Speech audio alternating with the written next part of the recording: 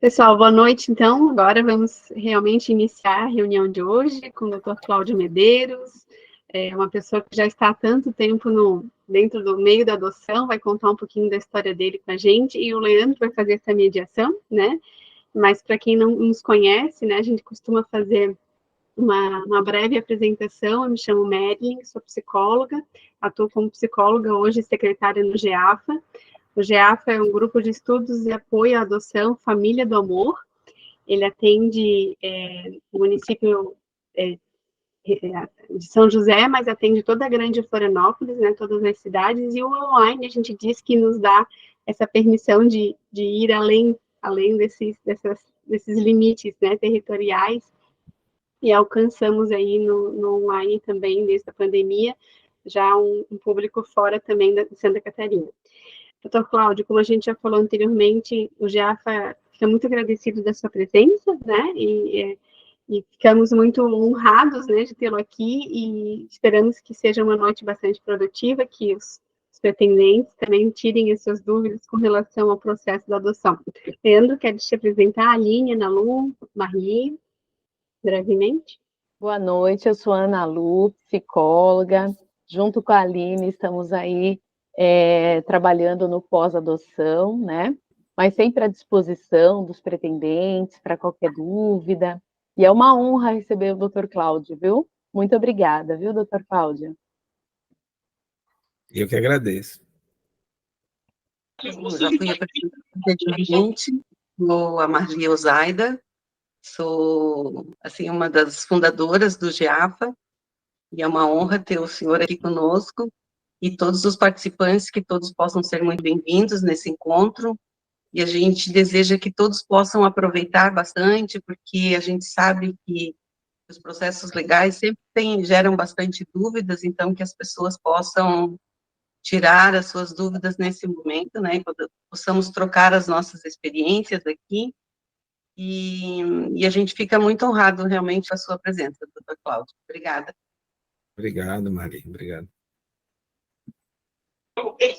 Sou a Aline, psicóloga, que a Ana Luz já adiantou, né, a gente está mais, né, focada nesse ano com pós-adoção, mas agora que a gente está fazendo as reuniões em dias separados, a gente está aproveitando essa oportunidade de estar aqui hoje, porque não tinha como, né, não aproveitar um dia com o Dr. Cláudio, um tema tão importante que a gente vê que gera tantas dúvidas, gera tantas angústias, né, tanto com os pretendentes, quanto também com os pós-adoção, que a gente consegue acompanhar lá pelo grupo. Então, obrigado pela presença. Eu que agradeço, Aline. Bom, pessoal, então, boa noite novamente a todos os presentes, né, todos que estão chegando agora, que já estão. Eu queria agradecer a presença de todos, e novamente aqui, mais uma vez, né, pleonasticamente repetindo, agradecer a presença do Dr. Cláudio, que é um colega que conheci há alguns anos pela ANGAAD, Associação Nacional de Grupos de Apoio à Adoção. Na época, né, ele estava, né, na função de vice-presidente ali da ANGAAD, e é uma pessoa que tem uma vasta experiência aí no assunto da adoção, além de atuar nesse assunto, né, no Brasil todo. Ele também é pai por adoção, né, Cláudio? Depois ele vai poder falar um pouquinho mais. Então, ele está desde 1997 com esse assunto. Como eu comentei aqui já com algumas pessoas no início, ele tem alguns livros publicados também nesse assunto da adoção, pela editora Juruá. Ele vai sortear alguns no final. Então, o Dr. Cláudio aí tem como vocês viram no currículo que foi, né, compartilhado no grupo, tem uma vasta experiência nesse assunto, e hoje vai nos contribuir conosco aqui na continuidade dos aspectos legais que vimos falando no início do mês de junho, né? Hoje, dia 2 de julho, portanto, nossa reunião aberta do mês de julho. E, Cláudio, mais uma vez, obrigado, né? Por favor, né? Fique à vontade aí para explanar o tema. Hoje, só um detalhe, hoje ele já assumiu também a presidência da ANGAAD, e hoje está como diretor jurídico da ANGAAD, que é a Associação Nacional dos Grupos de Apoio à Adoção. E quero dizer mais um detalhezinho, que ano que vem, o Encontro Nacional dos Grupos e das pessoas que se aproximam, né, do tema da adoção, ocorrerá lá em Natal, onde o Cláudio se encontra, né? O grupo que ele representa vai abraçar o Brasil todo para esse evento que envolve centenas de pessoas, né, Cláudio? Centenas de pessoas, então é um evento grande. Agora foi em Porto Alegre, acredito que tinha cerca de 400 pessoas conectadas ali conosco, né, presencialmente, outras online.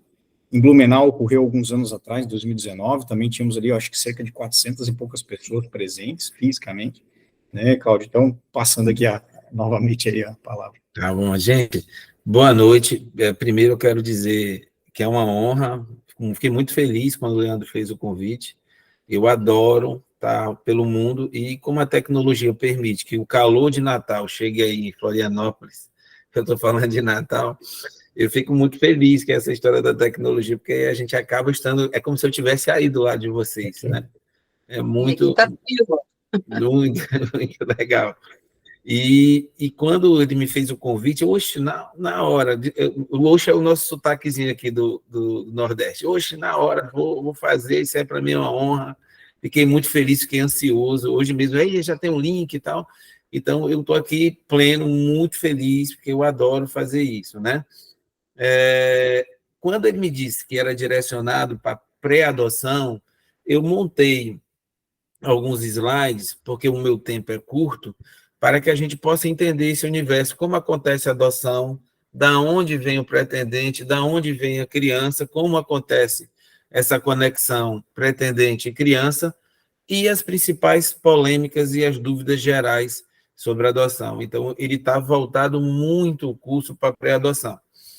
Eu tento, e é sempre a missão minha, transformar todo o juridiquês numa linguagem fácil, né? Porque é um saco. Porque juridiquês, eu sou advogado, mas né, eu sei que é muito chato, né? Então, eu tento transformar numa linguagem que todo mundo possa ter acesso.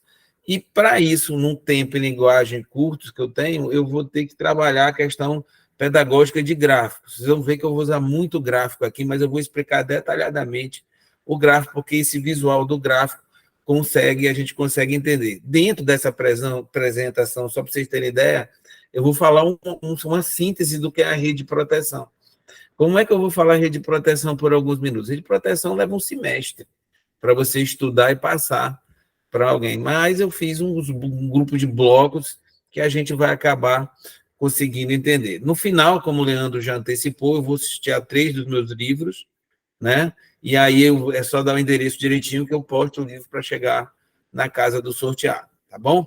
Eu peço, por gentileza, que vocês vão fazendo as perguntas no chat, e se o Leandro puder anotando, que no final a gente tira as dúvidas. Aí eu tiro as dúvidas do chat e abro o microfone para quem quiser fazer uma pergunta direta. Não precisa ser só sobre esse tema, pode ser qualquer coisa referente à infância e à juventude, tá bom, gente? Então, esse símbolo que está aí agora é do Acalanto Natal. O Acalanto Natal vai fazer 27 anos de existência agora, esse ano, né? E para brindar, ano que vem, a gente está promovendo o ENAPA, que é o Encontro Nacional dos Grupos de Apoio à Adoção, mas que é aberto para todos os participantes que tiverem interesse, tá certo? Venham, se puderem, porque aqui vai ser aquele calorzinho, com muito carinho, com muito amor, e vai ser um excelente evento. E eu estou na promoção do evento, eu estou organizando. Eu já não tenho tempo, ainda fico arrumando mais coisas, mas como eu sou. E Natal é uma cidade muito acolhedora, né? A população, o povo muito acolhedor, né, Cláudio? Muito acolhedor mesmo. E vai ser num lugar bem cheio de estrutura, vai ser bem legal. Então, vamos lá para a gente não perder tempo. Você pode passar, por gentileza, o slide, o próximo. Espera aí que eu vou tirar e vou compartilhar de novo, porque eu passei e não passou aí para vocês. Tem problema.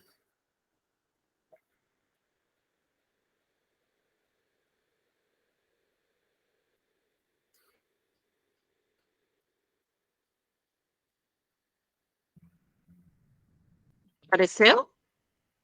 Não. Não? Não. Bem, eu vou falando enquanto você vai tentando aí, que eu já tenho ele de cabeça. Eu vou falando, você vai tentando. Gente, para eu falar para vocês sobre esse universo da adoção, eu tenho que explicar uma coisa que as pessoas têm dificuldade de entender.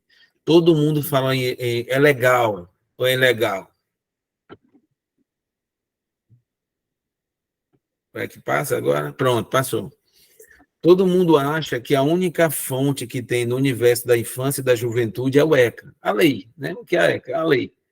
Mas toda lei, toda e qualquer lei, ela vem galgada em um princípio.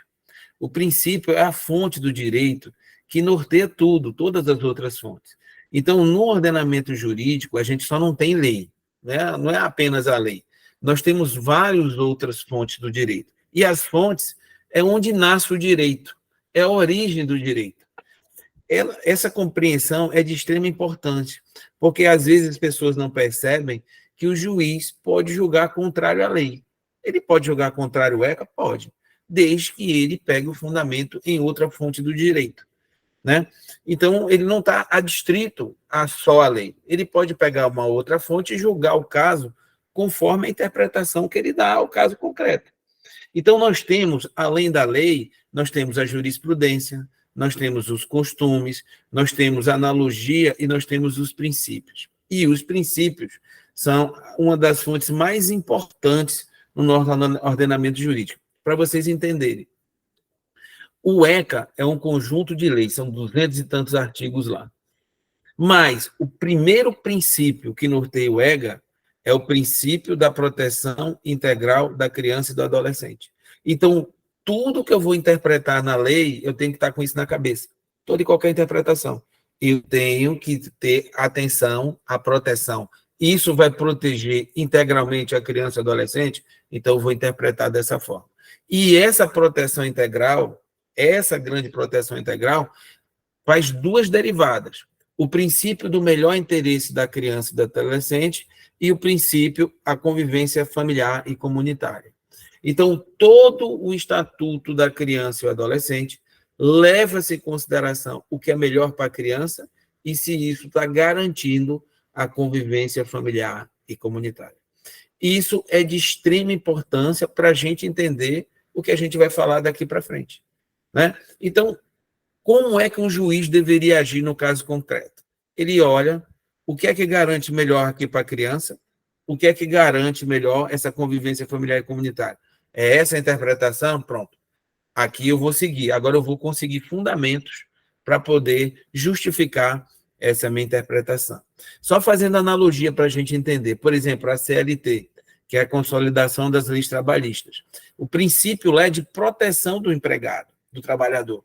Então, toda a CLT tem que ser interpretada levando em consideração a proteção do trabalhador, né? Então, esses princípios são o norte do Estatuto da Criança e do Adolescente. São um princípio verdadeiro norte. O que é o melhor interesse da criança e o que é que vai garantir a convivência familiar e comunitária. O juiz e os operadores do direito devem observar isso. Não tem uma outra forma de a gente interpretar o Estatuto da Criança e do Adolescente para o caso concreto. E se fala muito nisso porque as relações humanas, esse fenômeno social das relações humanas são infinitas. É um fenômeno infinito. A gente não tem como ter uma lei que pegue, que albergue todas as nossas relações humanas. É impossível.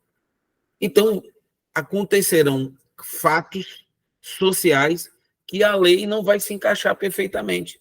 E o juiz vai ter que interpretar aquele fato conforme a lei.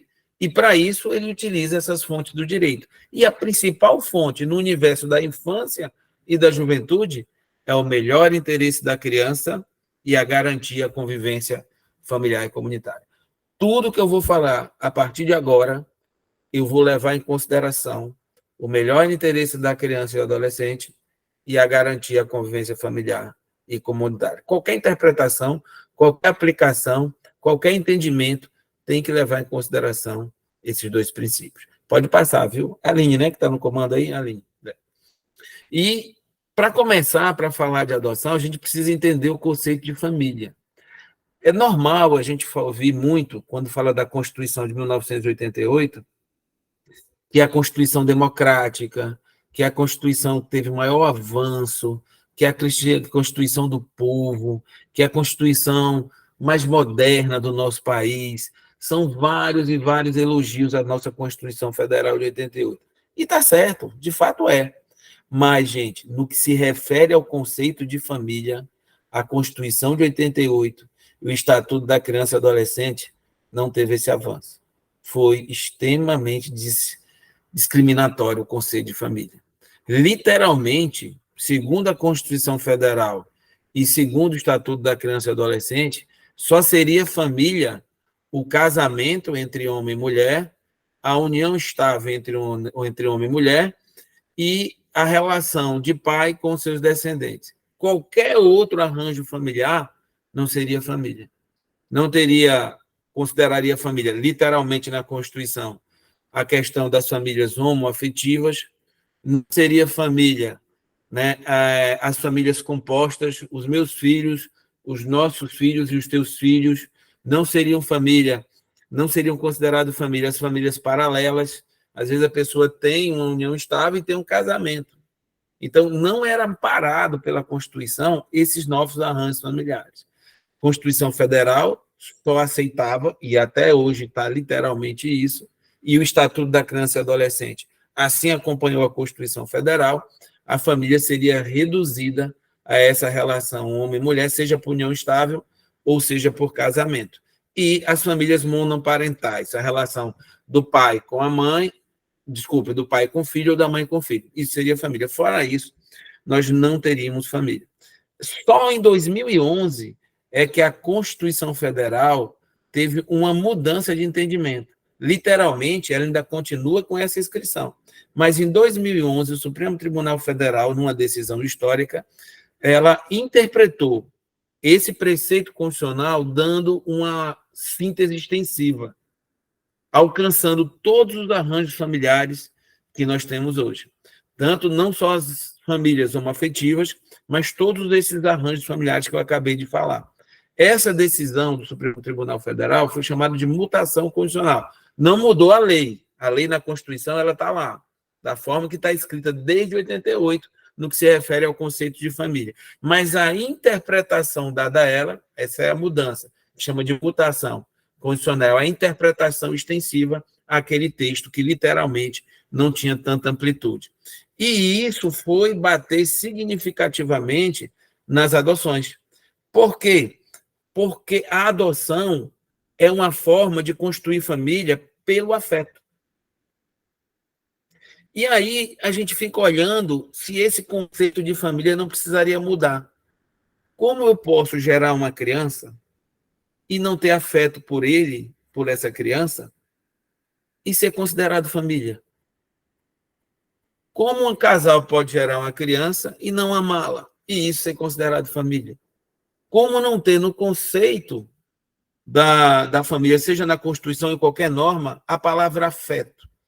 Então, até hoje, nós ainda não debruçamos sobre essa forma de afeto. Porque, veja bem, se no conceito de família tivesse a palavra afeto, hoje em dia, só poderia se vestir família se fosse pela adoção. Do ponto de vista moral, eu não posso ter uma criança e passar toda a minha consanguinidade, e se eu não adotá-la, ou seja, se eu não amá-la, do ponto de vista moral, eu não seria considerado família. Só seria considerado família se eu tivesse amor por essa criança. E isso dá uma amplitude grande para o conceito de família e protege mais ainda a criança no seio de família. Então, a melhor interpretação que temos hoje do conceito de família é entender que, além desses arranjos familiares, é necessário que tenha o quê? Afeto. Porque uma criança que é retirada do seio familiar, ela não deve sair por questões econômicas, mas ela deve sair se estiver faltando afeto e ela estiver correndo risco de dano irreparável. Então, o afeto é a palavra mais importante hoje na contextualização da família, para adotar não só no processo judicial e para, da forma consanguínea, ser considerado família. Não basta gerar, eu tenho que amar. Existe um conceito dado pelo doutor Schettini, que é um grande psicólogo aqui do estado de Pernambuco, aqui próximo, que ele diz, olha, todos os filhos são adotivos e todos os filhos são biológicos. Todos os filhos são biológicos porque é a única maneira de existir, é através da biologia. E todos os filhos são adotivos porque é a única forma de amar. Se eu não amar meu filho, se eu não adotá-lo em amor, né, ele não seria família. Então, é nesse contexto, é nessa vibe que a gente deve entender família hoje. Família é uma forma de se constituir um conjunto de pessoas vinculadas afetivamente, independente da sua consanguinidade. É o afeto o elo principal para que duas ou mais pessoas se unam para constituir família. E isso é de extrema importância quando a gente trabalha com famílias em estado de vulnerabilidade. Isso é fundamental. Quando a equipe técnica chega lá no local, ou que houve junto com o conselho tutelar, ou porque o conselho tutelar recebeu a denúncia, acolheu a criança, e a gente vai fazer estudo de caso, aí a equipe pode ser da vara ou a equipe da instituição de acolhimento, quando vai ter essa proximidade, que vai lá, a gente olha lá e diz, poxa, como é esse conselho de família? O que é que eu tenho que procurar aqui? São condições econômicas e sociais? Não, são condições afetivas. E eu sempre faço um desafio sobre esse paradigma ser quebrado. As pessoas não deixam as crianças irem para a instituição de acolhimento exclusivamente por questões econômicas. Isso é um fator. Mas se você for procurar as crianças que estão na instituição de acolhimento, pode ter certeza que não só foi como primordial o fator econômico, foi o fator afetivo. Porque se você pegar o vizinho daquela criança que está acolhida, que está numa situação também economicamente muito frágil, mas de alguma forma lá existe afeto. E essa criança não está acolhida porque esse afeto existe. Então, há sempre uma grande dificuldade nas crianças que são acolhidas e que são levadas à destituição do poder familiar por conclusão do plano individual de avaliação do PIA, de verificar isso. Olha, não foi a questão econômica. A questão que se analisou foi uma questão afetiva. Logo, o afeto é uma palavrinha que tem que estar no conceito de família, inevitavelmente. Tá certo? Pode passar, por favor. Bem, esse esquema gráfico aqui é um esquema da rede de proteção. E eu vou tentar explicar ele detalhadamente. A gente está vendo esse círculo mais achatado verde, que está a criança e o adolescente. Ele está encostado no retângulo chamado família natural. Porque a gente já nasce em uma família natural. Certo? Eu nasci numa família natural, fui até os 18 anos, não sofri maus tratos nem abandono, fiquei adulto e lá permaneci na minha família natural, tá certo? Família natural, para explicar para vocês, a família natural seria pai, mãe e filho ou mãe e filho. Avô, avó, tio, tia, sobrinho, não são famílias naturais. O conceito de família natural está nesse núcleo. Pai, mãe e filho ou mãe e filho. Não entra avô, avó, e as pessoas têm dificuldade de entender isso. Avô, avó, irmão e outros parentes serão famílias extensivas se tiverem vínculo de afeto. Se não tiver vínculo de afeto, não é família natural no conceito jurídico, certo? E nem tem prioridade para ficar com essa criança. Então, é importantíssimo esse conceito. Família natural, pai, mãe e a criança, o pai e a criança e a mãe e a criança, certo? Família extensiva está abaixo de família natural, está em mostarda, né? É quando você tem parentesco e tem vínculo de afinidade e afetividade. Aí você é família extensiva. Importante que são dois conceitos, um objetivo e um subjetivo. O objetivo, parentesco. O subjetivo, vínculo de afinidade e afetividade. E é importante a gente falar isso, porque muitas das vezes, quando a criança entra na instituição de acolhimento, ela é empurrada para ir para uma família extensiva, que não é família extensiva, só é parentesco, mas nunca teve vínculo com a criança. Nem chegou a conhecer essa criança. Não, mas é parente. Não, é parente, mas não é família extensiva. Às vezes não tem essa prioridade. Não é para ter essa prioridade, tá certo? Do outro lado, do lado esquerdo, tem as rodas dentadas, em vermelho. Nós temos o Poder Judiciário, o Ministério Público e o Conselho Tutelar, tá certo? Embaixo, nós temos algumas situações fáticas. A entrega voluntária, nós temos o risco, que são maus tratos e abandonos, tá certo? Em cima da família natural, nós temos a instituição de acolhimento, que jamais será família. E instituição de acolhimento, por mais maravilhosa que seja, não é família. Ela é uma instituição para receber a criança temporariamente. E o mais rápido possível essa criança está convivendo em família, o princípio da garantia da convivência familiar e comunitária. Nós temos a família adotiva, né? Quando a criança é destruída do poder familiar e chega na família adotiva, e nós temos lá embaixo o acolhimento familiar. São pessoas que não podem, não querem adotar, passa por um programa, cria-se uma estrutura, né, passa por capacitações e vão receber as crianças, enquanto as crianças e adolescentes vão ser resolvidos os problemas para entrar numa família adotiva, ou se volta para a família natural, ou se vai para uma família extensiva, tá certo? Nós temos o apadrinhamento do lado da instituição de acolhimento. Apadrinhamento também é um programa de pessoas que querem pegar as crianças afetivamente nos finais de semana, nos feriados, né, no aniversário da criança, né, é um convívio familiar nesse apadrinhamento. Eles podem gerar adoção. Teria que sair do programa de acolhimento, se habilitar para adotar. Quem está habilitado não pode participar do programa Padrinhos, para que isso não seja um teste. E nós temos a busca ativa, que é buscar famílias para as crianças que estão destituídas do poder familiar e que não encontram perfil nos pretendentes à adoção. Tá certo? Esse é o nosso esquema gráfico da rede de proteção. Se a gente nasce uma família natural e não sofre nenhum risco, não sofre maus tratos ou abandonos, não somos entregados para a adoção, essa estrutura vai ficar parada do jeito que está aí. Até a gente completar 18 anos, que aí a gente passa a situação de absolutamente capaz, adulto, e aí isso já não serve mais para nós. Então, o que a gente pensa é que isso teria que ficar assim, para que a gente não mexesse. Essa rede de proteção que eu apresento para vocês é a camada mais sensível, é a última camada.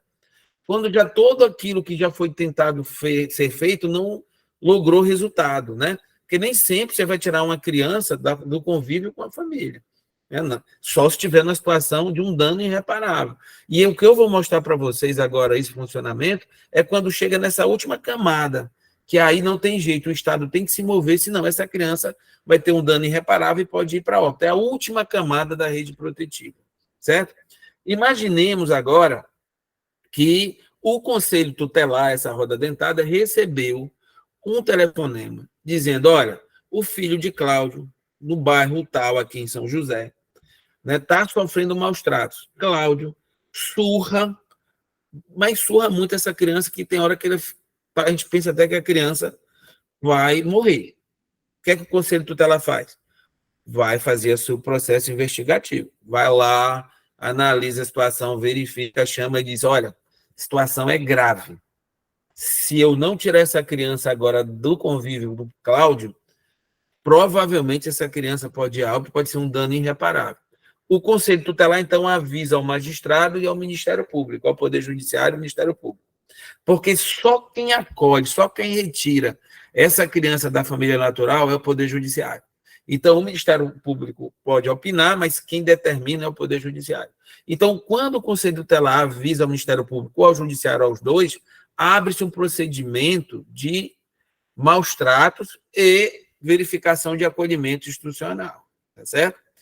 O juiz se convencendo pelo relatório do Conselho Tutelar que tem que tirar essa criança, ele vai determinar, e vai com o oficial de justiça, com apoio policial e com apoio da equipe técnica, a retirada da criança do quadro da família natural e vai levar ou para uma instituição de acolhimento, que seria o vermelho, ou para o acolhimento familiar lá embaixo, tá certo? Então, a roda dentada vai movimentar esse ímbolo, que é essa seta de azul, vai sair da família natural, ou vai para a instituição de acolhimento, ou vai para o acolhimento familiar. Ora, havia uma interpretação equivocada que a criança só poderia chegar no acolhimento familiar se passasse primeiro pelo acolhimento institucional. Não, não existe isso. A criança pode ir direto, e preferência que ela vá direto para o acolhimento familiar. Ela não precisa passar para o institucional. Mas se não tiver programa de acolhimento familiar, vai para o acolhimento institucional. Então, chegou no acolhimento institucional, tirou a criança da situação de risco. Perfeito até aí? Beleza. Quando a criança entra na instituição de acolhimento, é aberto o plano individual de avaliação, que é o PIA, certo? E aí vai analisar a situação da criança em 90 dias, tem que resolver esse problema. Quais são as opções de conclusão do PIA?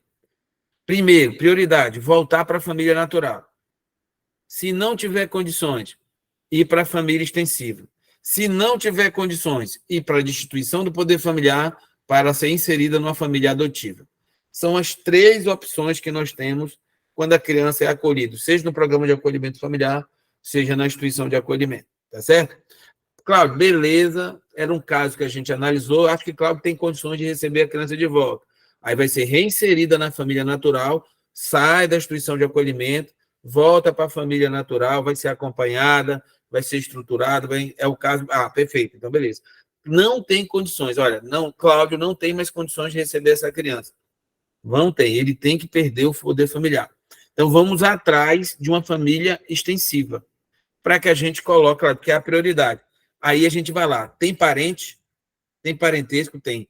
Tem vínculo de afinidade, afetividade? Tem. Então, a gente vai inserir na família extensiva. Uma observação que eu acho que é um dos grandes nós da adoção, é as pessoas procurarem família extensiva quando não tem vínculo de afinidade e afetividade. Ou então reinserir em família natural quando não tem condições de estar numa família natural. O que é que tem causado isso? Tem causado novos acolhimentos, novos traumas, novos maus-tratos, novos abandonos e reabandonos. Porque chega numa pessoa que é avó, mas nunca viu a criança. Vai receber que estão empurrando a criança para ela. Aí ela vai abandonar novamente e a criança vai voltar. E esse ciclo tem acontecido muito, não só na família extensiva, como na família natural. E qual é o problema, além da dor psicológica dessa criança? Ela vai perdendo a idade com o tempo dos pretendentes à adoção que estão habilitados. Vai perdendo essa idade. Olha, eu tenho casos, e é quase que normal isso, de pessoas crianças que chegaram com 2 anos, 3 anos, que adotaram rapidamente. Hoje estão com 13, 14 anos, entendeu? Porque ficou esse tempo todo na instituição de acolhimento. A última instituição de acolhimento que eu visitei agora na Semana Nacional da Adoção aqui, porque eu faço parte da Comissão da Adoção Internacional do Tribunal de Justiça, a gente foi lá fazer uma inspeção, tinha criança com 6 anos de abrigamento, 8 anos de abrigamento. É inacreditável. Olha, se eu tenho uma criança hoje com 12 anos e está 6, ela tinha 6, ela teria sido adotada. O outro que tinha 8, estaria com 2, 3, 4, teria sido adotada. Então, essa aqui é o principal nó da adoção, muito mais do que a história de que os pretendentes não têm o perfil para as crianças grandinhas. Isso é uma verdade, mas não é absoluta. O principal nó da adoção e que está afetando as crianças é isso. E aí nós temos uma dificuldade estrutural, porque o que protege isso ser visualizado é o segredo de justiça. Então, nós, sociedade civil organizada, não temos acesso às informações. Eu tive acesso porque eu estou dentro de uma estrutura hoje fiscalizatória do Poder Judiciário, mas os grupos não têm acesso.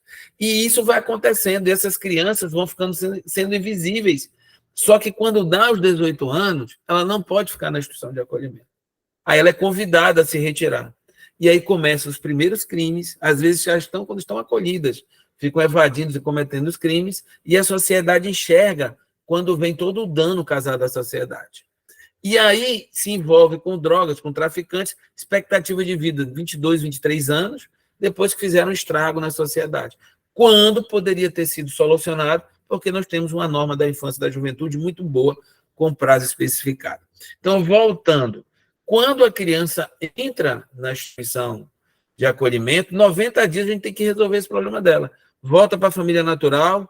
Não. Tem família extensiva? Não. Eu encaminho a conclusão do PIA para o Ministério Público para entrar com a ação de destituição do poder familiar, para aí sim fazer, eu vou já aprofundar um pouquinho nisso, fazer a ligação com um habilitado e aí começar o processo de adoção, tá certo? Aí ele iria para a família adotiva, certo? Então, isso acontece ordinariamente por maus tratos e abandonos. É assim que as crianças chegam como crianças aptas a ser adotadas. A outra forma é através da entrega voluntária, que foi instituída em 2009 com a Lei 12.010, né? Mas só foi esmiuçada em 2017 com a 13.509, e está muito mal redigida. O curso que eu dei hoje de manhã foi sobre esse livro, o último livro que eu lancei, sobre entrega legal, porque está difícil o entendimento da forma que ficou escrita. Mas a entrega voluntária, a entrega legal, ela foi criada para que, no máximo, em 20 dias corridos, essa criança, que é entregue recém-nascida, logo após o parto, esteja em uma família adotiva, né? Ou numa família extensiva. Mas em 20 dias corridos, essa era a visão, essa é o preceito normativo, mas nem sempre é aplicado pelos operadores de direito. Mas assim chega. A criança não chega, às vezes não chega na instituição de acolhimento ou entra na instituição de acolhimento, mas passa no máximo 20 dias, não segue esse procedimento de destituição do poder familiar. Na entrega voluntária é o procedimento próprio, rápido, que em 20 dias ela está destituída com trânsito em julgado e entrando numa família adotiva, porque vai cruzar com o cadastro de pretendentes à adoção. Bem, essa é a estrutura que nós temos da rede de proteção esquematizada. Mas verifique que nós temos o apadrinhamento na instituição de acolhimento, que é uma forma de a criança manter contato com a família, e às vezes o apadrinhamento é tão legal, porque quando dá os 18 anos que ela sai, ela tem essa referência de família. Os padrinhos não adotaram, mas ele vai ter esse suporte indo na casa dos padrinhos, recebendo orientação, recebendo visitas, e às vezes caberia até uma adoção de maior, porque não rolou enquanto era infância e juventude, mas tinha um apadrinhamento, e agora que está grande, que está de maior, não, a gente quer dar o suporte. Isso pode virar uma adoção de maior, que é pelo Código Civil, que seria na vara de família. Isso aí estaria também muito bacana para ele. Mas o padrinho, ele permite que essa criança tenha um convívio familiar. Havia lá atrás um paradigma também falso, que foi quebrado. Mas é horrível, a criança sai no final de semana, vai conviver com aquela família, às vezes com muito luxo, com muito conforto, e depois, pega na sexta, quando chega domingo, a criança volta para a sua realidade na instituição de acolhimento. Então, achavam, né, debatia-se muito isso. E o que me fez convencer que isso, e graças a Deus isso hoje não vigora, foi o depoimento de um adulto que não foi adotado, e 3 adultos que não foram adotados, que foram apadrinhados lá atrás, quando não tinha nem o programa. E eles falavam, ó, é uma loucura isso que vocês estão falando, pois as boas recordações que eu tenho e a que eu guardo de instituição de acolhimento de abrigo eram os meus padrinhos, eram os momentos que eu guardei, aquilo ali me fez muito bem. Então, não faz mal, pelo contrário, faz muito bem ter esse convívio e fica até uma família de referência. E a busca ativa é uma forma que hoje está implementada também no SNA, Sistema Nacional de Adoção e Acolhimento. Lá as crianças fazem vídeos, as que não estão no perfil dos pretendentes à adoção, e disponibiliza dentro do SNA para que os habilitados tenham contato e vejam, ela mesmo contando a história. É uma forma de buscar famílias para aquelas crianças que não têm ninguém no perfil dos pretendentes para adotá-las, né? Claro que a busca ativa, ela faz um encontro. A partir daí, a estrutura para sair a adoção tem que seguir todo o trâmite legal, tem que se habilitar, se não tiver habilitado, se já tiver habilitado, tem que talvez fazer um curso para adaptabilizar a mudança do perfil, de idade, de tudo que pediu. Às vezes eu quero uma criança com deficiência, então eu tenho que fazer um novo curso para ver se realmente eu tenho condições psicológicas. Essa vinculação tem que ser bem feita, né? Na busca ativa mal feita vai gerar devolução. Então tem que ter muito cuidado na busca ativa, na vinculação, e depois que sai da instituição de acolhimento, que começa o processo de adoção, um acompanhamento permanente com o profissional para que esse vínculo vá se formando.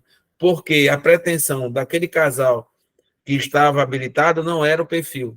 Ele está aumentando o perfil dele para buscar. Então, tem que ter muito cuidado com a busca ativa. É um instrumento maravilhoso, mas tem que ser feito com muita, muita responsabilidade. Tá bom? Bem, essa é a nossa rede de proteção. Pode passar, Anny. Bem, como é que surge a adoção, né? Às vezes eu quero ser pretendente de adoção. E eu fiz esse gráfico aí que a gente mostra a adoção, que está em rosa, ela surge a partir de 2 colunas. Precisa existir 2 colunas que se unam para sair a adoção. Por que o que é adoção? Na adoção eu preciso ter o adotante e eu preciso ter o quê? O adotado. Senão não tem adoção. Tem que ser o adotante e tem que ser o adotado, para que isso aconteça. Senão não tem adoção. Tá certo? Então, pegando essa coluna, que para quem está olhando para a tela, do lado esquerdo, nós temos o procedimento de habilitação de pretendentes, e aí vai ser cadastrado dentro do SNA no cadastro de pretendentes à adoção. É assim que chegam os pretendentes. Olha, eu tenho interesse em adotar, vai fazer o procedimento de habilitação, eu vou falar detalhadamente do procedimento de habilitação, e aí vai para o cadastro de pretendentes à adoção e aguarda. Fica lá aguardando até aparecer a criança no seu perfil. Como é que a criança aparece para ser adotada? Aí nós temos o risco de vermelho, aquilo que eu expliquei, maus tratos e abandono, procedimento de acolhimento, instituição ou acolhimento familiar, verifica que não tem família extensiva, não é caso de voltar para a família natural, encaminha para o Ministério Público para fazer a destituição do poder familiar, e aí, quando essa criança está destituída do poder familiar, ela é inclusa no cadastro de crianças aptas a serem adotadas. Eu vou falar desse procedimento também para vocês detalhadamente. Quando o cadastro gruda pretendente com crianças aptas, aí começa a vinculação do cadastro, é chamado o habilitado para começar a ter contato com a criança, teve aquela sinergia, aí começa-se o processo de adoção, o juiz defere a guarda provisória, o desacolhimento da criança, ele leva a criança para casa, começa o estágio de convivência, depois estudo psicossocial, audiência, e aí sim é deferida a adoção e a criança vai ter o seu registro modificado, tá certo? Mas esse encontro que acontece. A outra forma é a entrega voluntária, porque na entrega voluntária tem duas setas. Tem entrega voluntária que pode ir para o acolhimento e tem uma modalidade de entrega voluntária ou protegida, entrega legal, que é direto para a adoção. Quando não tem pai registral indicado, nem tem família extensiva. Não precisa nem da audiência, embora os juízes não estão aplicando, mas tem essa possibilidade já de entrar no processo de adoção. Nós temos a exposta por 30 dias. Aquela criança que é abandonada e não deixa nenhuma referência em relação a ela. Às vezes é na rodoviária, às vezes é no lixão, às vezes é no prostíbulo. Então, a criança é acolhida na instituição, passa-se 30 dias e ninguém reclama aquela criança, nem a paternidade, nem a familiaridade com aquela criança. Aí ela nem precisa do processo de instituição, ela é incluída automaticamente, é dado um prenome para ela, os dados do perfil dela, ela é incluída no SNA como criança apta a ser adotada, tá certo? Então, é assim que a adoção acontece. O pretendente, a criança apta, ou entrega, ou exposta, a partir daí se juntam, vira o processo de adoção. E o controle de tudo isso está no SNA, Sistema Nacional de Adoção e Acolhimento, tá certo? Então, agora a gente vai falar desses procedimentos agora especificamente. Vamos começar, pode passar, por procedimento de habilitação de pretendentes. Bem, como é que começa o procedimento de habilitação, né? Acho que talvez todos já tenham feito, ou quem não fez tem interesse, começa com pré-cadastro. Você tem que entrar lá no SNA, né? E onde é que está o SNA? Está dentro do site do CNJ, www.cnj.jus.br. Você vai clicar nesse site, aí vai aparecer SNA. Você clica lá e vai aparecer a aba pré-cadastro. Você clica no pré-cadastro. Lá você vai preencher todos os seus dados. RG, CPF, endereço completo, profissão, e-mail, celular, estado civil, né? Você vai preencher tudo lá seu. E logo após, você vai colocar o perfil da criança que você deseja. Eu acho errado isso, é uma opinião própria minha. Eu acho que esse perfil era para acontecer durante o procedimento de habilitação após o curso. Isso é uma das críticas que eu faço, está escrito, já escrevi sobre isso. Ó, isso é errado, não tem lógica, porque quem está fazendo pré-cadastro, às vezes não teve nenhum contato com a adoção. É difícil escolher, é difícil saber, né? Criança não é uma mercadoria que está na prateleira, a gente sabe da importância do perfil, mas fazer nesse momento, sem ter uma pessoa experiente até para orientar, porque no curso poderia orientar como preenche, olha, agora que vocês fizeram o curso, vamos explicar. Então, mas é assim que é feito. Quando você faz o pré-cadastro, você coloca o perfil. Aí você clica em enviar e vai sair um código de envio. Você vai guardar esse código. E aí você vai pegar toda a documentação que é necessária para o procedimento de habilitação. Certidão de casamento, certidão de nascimento ou declaração de união estável, certo? RG, CPF, comprovante de residência e comprovante de renda. Atestado de sanidade física e mental. e as certidões negativas de ação civil da Justiça Estadual e bons antecedentes criminais da Justiça Estadual e da Justiça Federal. E uma foto do celular com a sua família, se for o caso, né? Então, esse documento com o código, ou você procura a vara, o fórum onde você reside, ou você vai procurar, se o seu fórum tiver uma vara especializada da infância e da juventude, você vai entregar a documentação para começar o processo de habilitação. Ou você manda por e-mail. Existem algumas comarcas que aceitam em PDF esse recebimento da documentação por e-mail. Estava para implementar que no pré-cadastro, o próprio pretendente que está fazendo a pré-habilitação fizesse o upload desses documentos, mas ainda não está funcionando ainda no site do SNA, certo? Mas então o procedimento é esse. Então, esse é o pré-cadastro, né? É quando você começa o teu procedimento de adoção. Quando o juiz baixa teus dados do pré-cadastro e junta a tua documentação, inicia-se o processo de habilitação. E, às vezes, a gente tem muita confusão sobre o processo de habilitação. É natureza administrativa, natureza jurídica administrativa, é natureza de processo judicial. Qual é a natureza jurídica? Olha, é natureza jurídica, na minha visão, de processo judicial de jurisdição voluntária. Não tem litígio, mas haverá uma sentença que vai permitir que você habilite. E essa sentença é recorrível, certo? Você pode recorrer dessa sentença. O que diz a lei? Não precisa de advogado. Olha, para o processo de habilitação, não precisa de advogado. Se o de adoção não precisa, imagina de habilitação. Entretanto, existem alguns juízes que não cumprem isso, né? Exige que um advogado peticione para fazer o processo de habilitação. Em regra, não precisa, não há necessidade, isso é um equívoco, mas tem juízes que aplicam isso. Bem, o processo de habilitação por lei tem que durar 120 dias, podendo ser prorrogado mais uma vez por 120 dias. Ou seja, não pode passar de 240 dias, 120 mais 120, que dá em torno de 8 meses. Então, quando eu escuto, eu estou no meu processo de habilitação há 2 anos, há 3 anos, eu só faço cair duro, assim, como é que pode isso? Se está na lei o prazo, não pode durar tanto tempo. O juiz tem que dar o jeito para acabar o processo dentro de 120 dias, podendo ser prorrogado mais 120 dias. Tá certo? Bem, começou o procedimento, o juiz vai encaminhar para o MP para dar um parecer. O MP vai dar o parecer dele, dizendo, olha, a documentação está ok, eu quero que faça o estudo psicossocial. A equipe técnica da vara vai receber esse processo, depois que voltar para o magistrado, e vai começar a fazer o estudo psicossocial. Qual é o tempo desse estudo psicossocial? Não tem. Mas, em regra, tem que acabar em 120 dias. Vamos ver se a gente faz um mês. Infelizmente, as varas não estão estruturadas para fazer isso num tempo hábil. Né? Não estão. Não tem estrutura, às vezes, de recursos humanos. Nem, às vezes, falta até a capacitação técnica dos recursos humanos.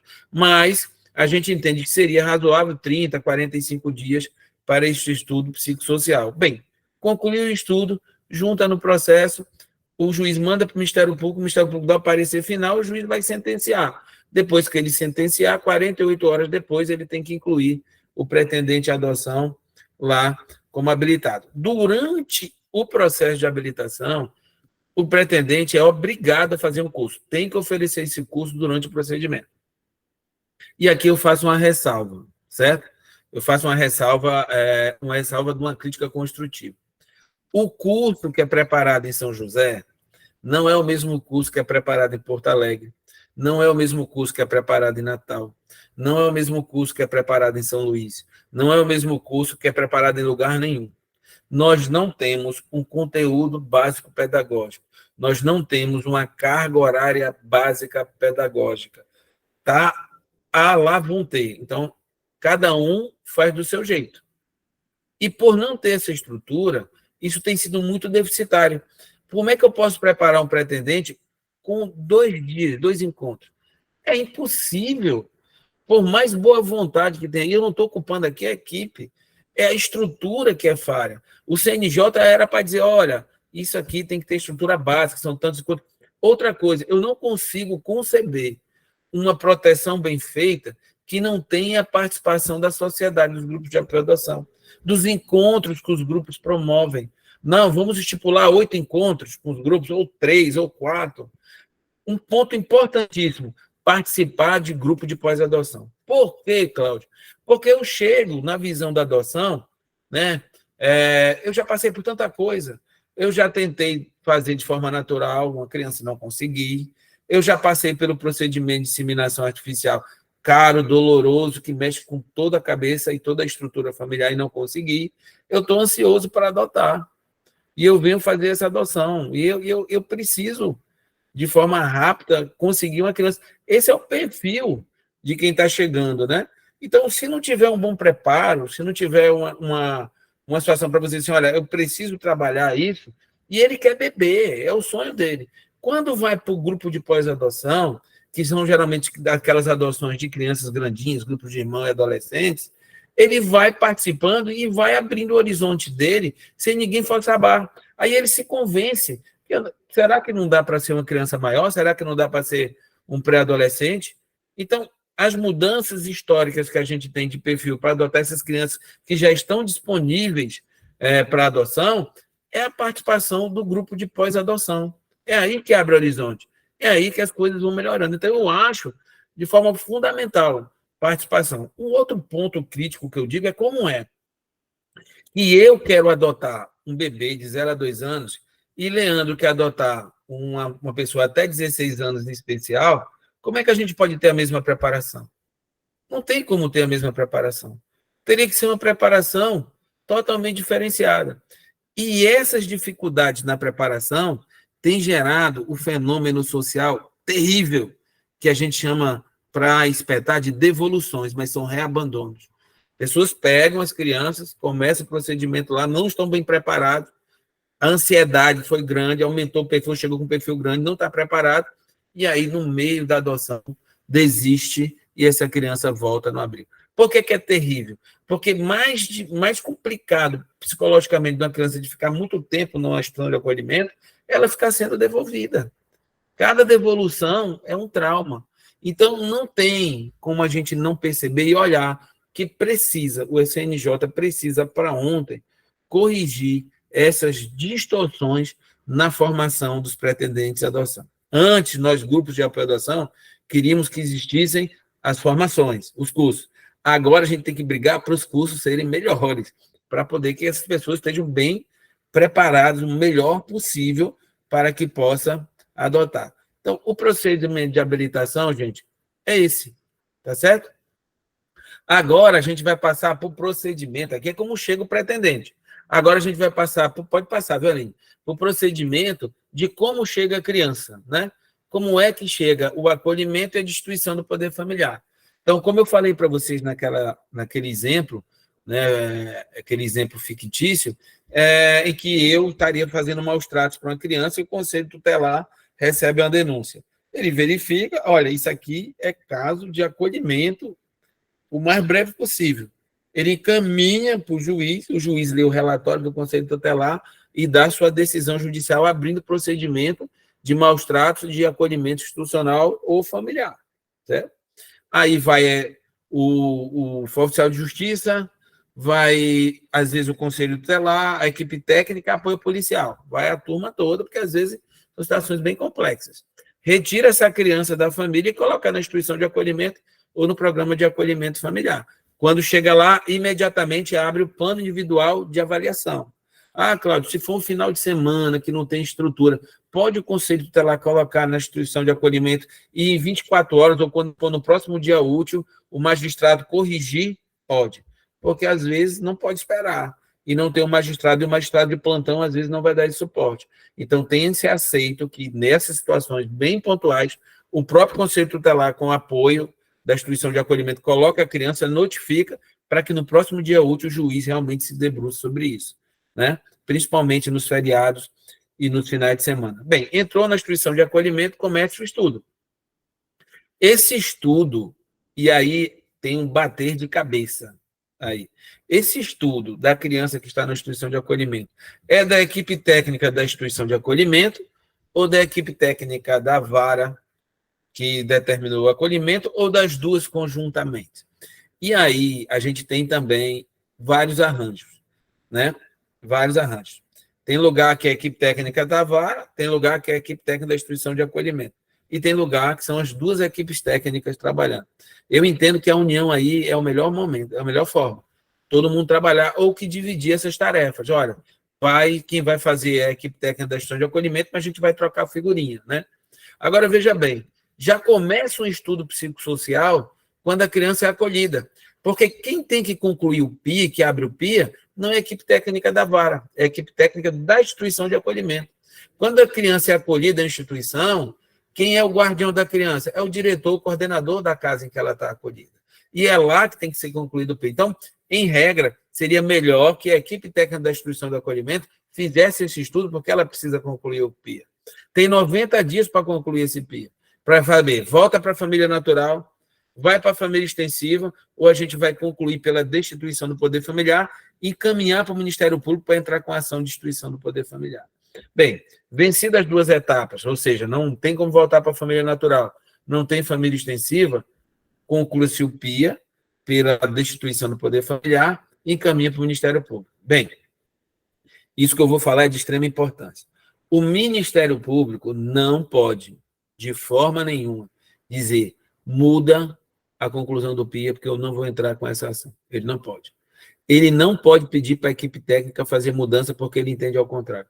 Ele está proibido de fazer isso. A única coisa, caso ele não queira ou não esteja convencido de entrar com a destituição do poder familiar, a única coisa que ele pode fazer é pedir novas diligências. Mas a equipe técnica que concluiu o PIA tem a sua autonomia e não está subordinada tecnicamente nem ao Ministério Público, nem ao magistrado. Tecnicamente, ela estudou, se capacitou, foi em loco e tem que ser manter. Ela pode até dizer, olha, se o senhor não quiser entrar com a destituição do poder familiar, é um problema do senhor. Mas a minha conclusão do PIA, eu não mudo. Eu estou querendo que é o melhor interesse da criança, aquela fonte do direito, melhor interesse da criança, a garantir a convivência familiar. O Ministério Público, quando receber, ele tem 15 dias para entrar com a ação de destituição do poder familiar. Ele é obrigado a entrar em 15 dias. E esse prazo é corrido, certo? Eu tenho uma tese que eu criei de que, caso o Ministério Público não entre com a ação, o grupo de apoio à adoção, sociedade civil organizada, tem a legitimidade constitucional pelo artigo 227, que diz que é dever da sociedade, que é dever do Estado e da família velar por todos aqueles direitos da criança e adolescente. Se a sociedade civil organizada é o grupo de apoio à adoção, e ele tem que velar, e o Ministério Público não entrou com a ação, eu entendo que o grupo de apoio à adoção pode entrar, não só ele, mas qualquer outra pessoa interessada, é legítimo, para entrar com a ação de destituição do poder familiar e dizer, olha, o Ministério Público não agiu, e a criança precisa ser liberada para adoção. Isso não tem acontecido, eu nem coloquei essa tese em prática, porque nós não temos acesso a informações, isso não chega para a gente. Mas eu sonho que um dia talvez eu possa usar essa teoria e a gente aplicar isso na prática. Certo? Bem, o Ministério Público ele entra com a ação de destituição do poder familiar. Gente, essa parte que eu vou falar agora, abre os ouvidos, que é de extrema importância para pretendente à adoção, para grupo de apoio à adoção, para todo mundo. Toda ação de destituição do poder familiar do Ministério Público, ele tem dois pedidos, uma liminar e um de mérito. Liminar é que já começa a surtir efeito, e de mérito é quando acabar tudo, tem que acontecer. Então, ele pede a suspensão do poder familiar dos pais biológicos, dos genitores. Olha, eu quero suspender o poder familiar. Isso é uma liminar. O juiz tem que já analisar essa liminar dele. E no mérito, lá no final, eu quero que o poder familiar seja o quê? Extinto. Suspensão é diferente de extinção. Certo? Então, quando o Ministério Público entra com a liminar, quase na totalidade dos casos, o juiz dá a liminar e manda citar os pais, para que o processo tramite e aí sim vem a destituição. E aí é que nós temos esse problema, gente, que são os grandes casos pontuais, né, polêmicos do Brasil. O ECA, desde 1990, no artigo 166, ele diz, uma criança que está apenas suspensa do poder familiar, só está apenas suspensa do poder familiar, pode ser colocada como criança apta a ser adotada, pode incluir no SNA. Espera aí, Cláudio.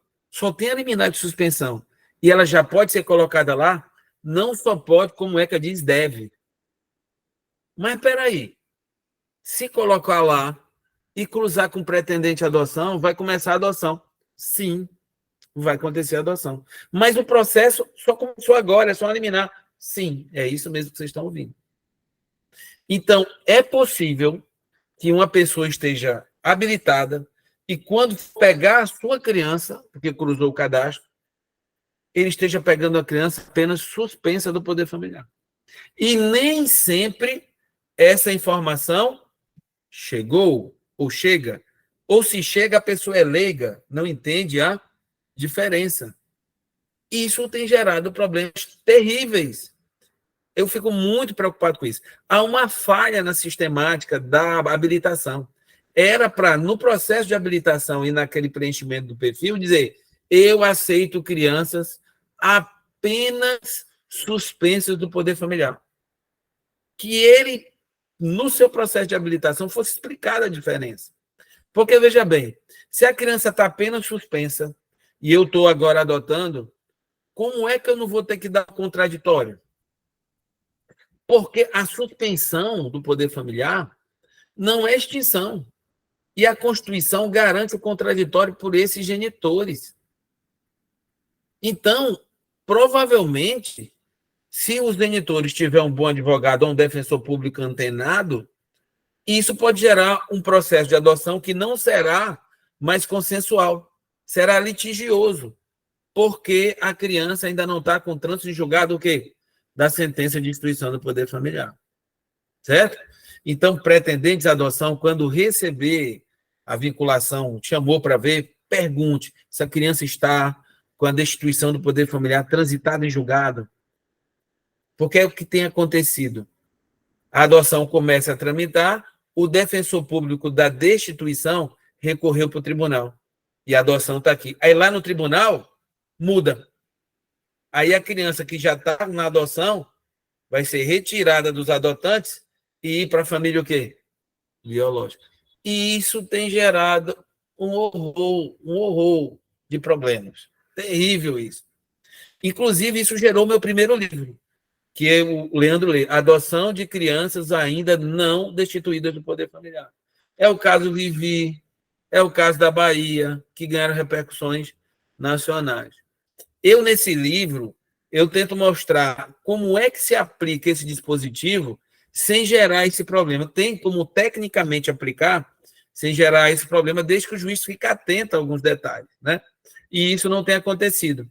Então, importante saber que é possível uma criança apenas estar suspensa do poder familiar, não transitou em julgado a sua destituição do poder familiar, aí está lá inserida.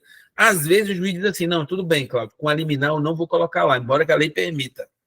Eu só vou colocar lá quando tiver já a sentença. Eu sentenciei, e aí não tem mais problema, porque como eu sentenciei, e a sentença da destituição do poder familiar, não cabe recurso com efeito suspensivo. Logo, a sentença já começa a produzir seus efeitos. Ele diz assim, eu entendo que aí, numa adoção, não precisa litigar com os pais, com os genitores, os pais biológicos. Errado.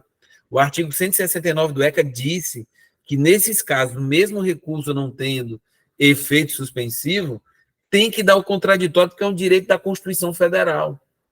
E as pessoas que passam por isso ainda têm um risco, porque como não deu contraditório na adoção, depois de 2 anos que terminar a adoção, pode entrar com ação rescisória, porque faltou contraditório na adoção, que é um dos casos de ação rescisória que pode anular a adoção. Está um pouquinho técnico, mas eu quero só que vocês prendam-se nisso. Muito cuidado quando pegar uma criança que está apenas suspensa do poder familiar, certo? Tem essa previsibilidade no ECA e também na entrega legal, quando tem pai indicado e pai registral que não comparece à audiência, só suspende o poder familiar. E é colocada para o primeiro da fila. Então, tem que ter cuidado, tenham muita atenção a isso, para que isso possa aplicar de forma correta, tá certo? Nesses casos, não tem como ser uma adoção sem advogado. Vai precisar de um advogado. Mas eu estou apenas na destituição do poder familiar. Bem, o Ministério Público entrou com a ação, pediu a suspensão, foi deferido, tramitou, e aqui tem um outro problema. Ora, eu não falei para vocês, quando a criança foi acolhida, não teve que fazer um estudo social do PIA, para concluir o PIA? Por que na destituição do poder familiar eu tenho que fazer um novo estudo psicossocial? Se já foi feito, já foi encaminhado para o Ministério Público com um estudo.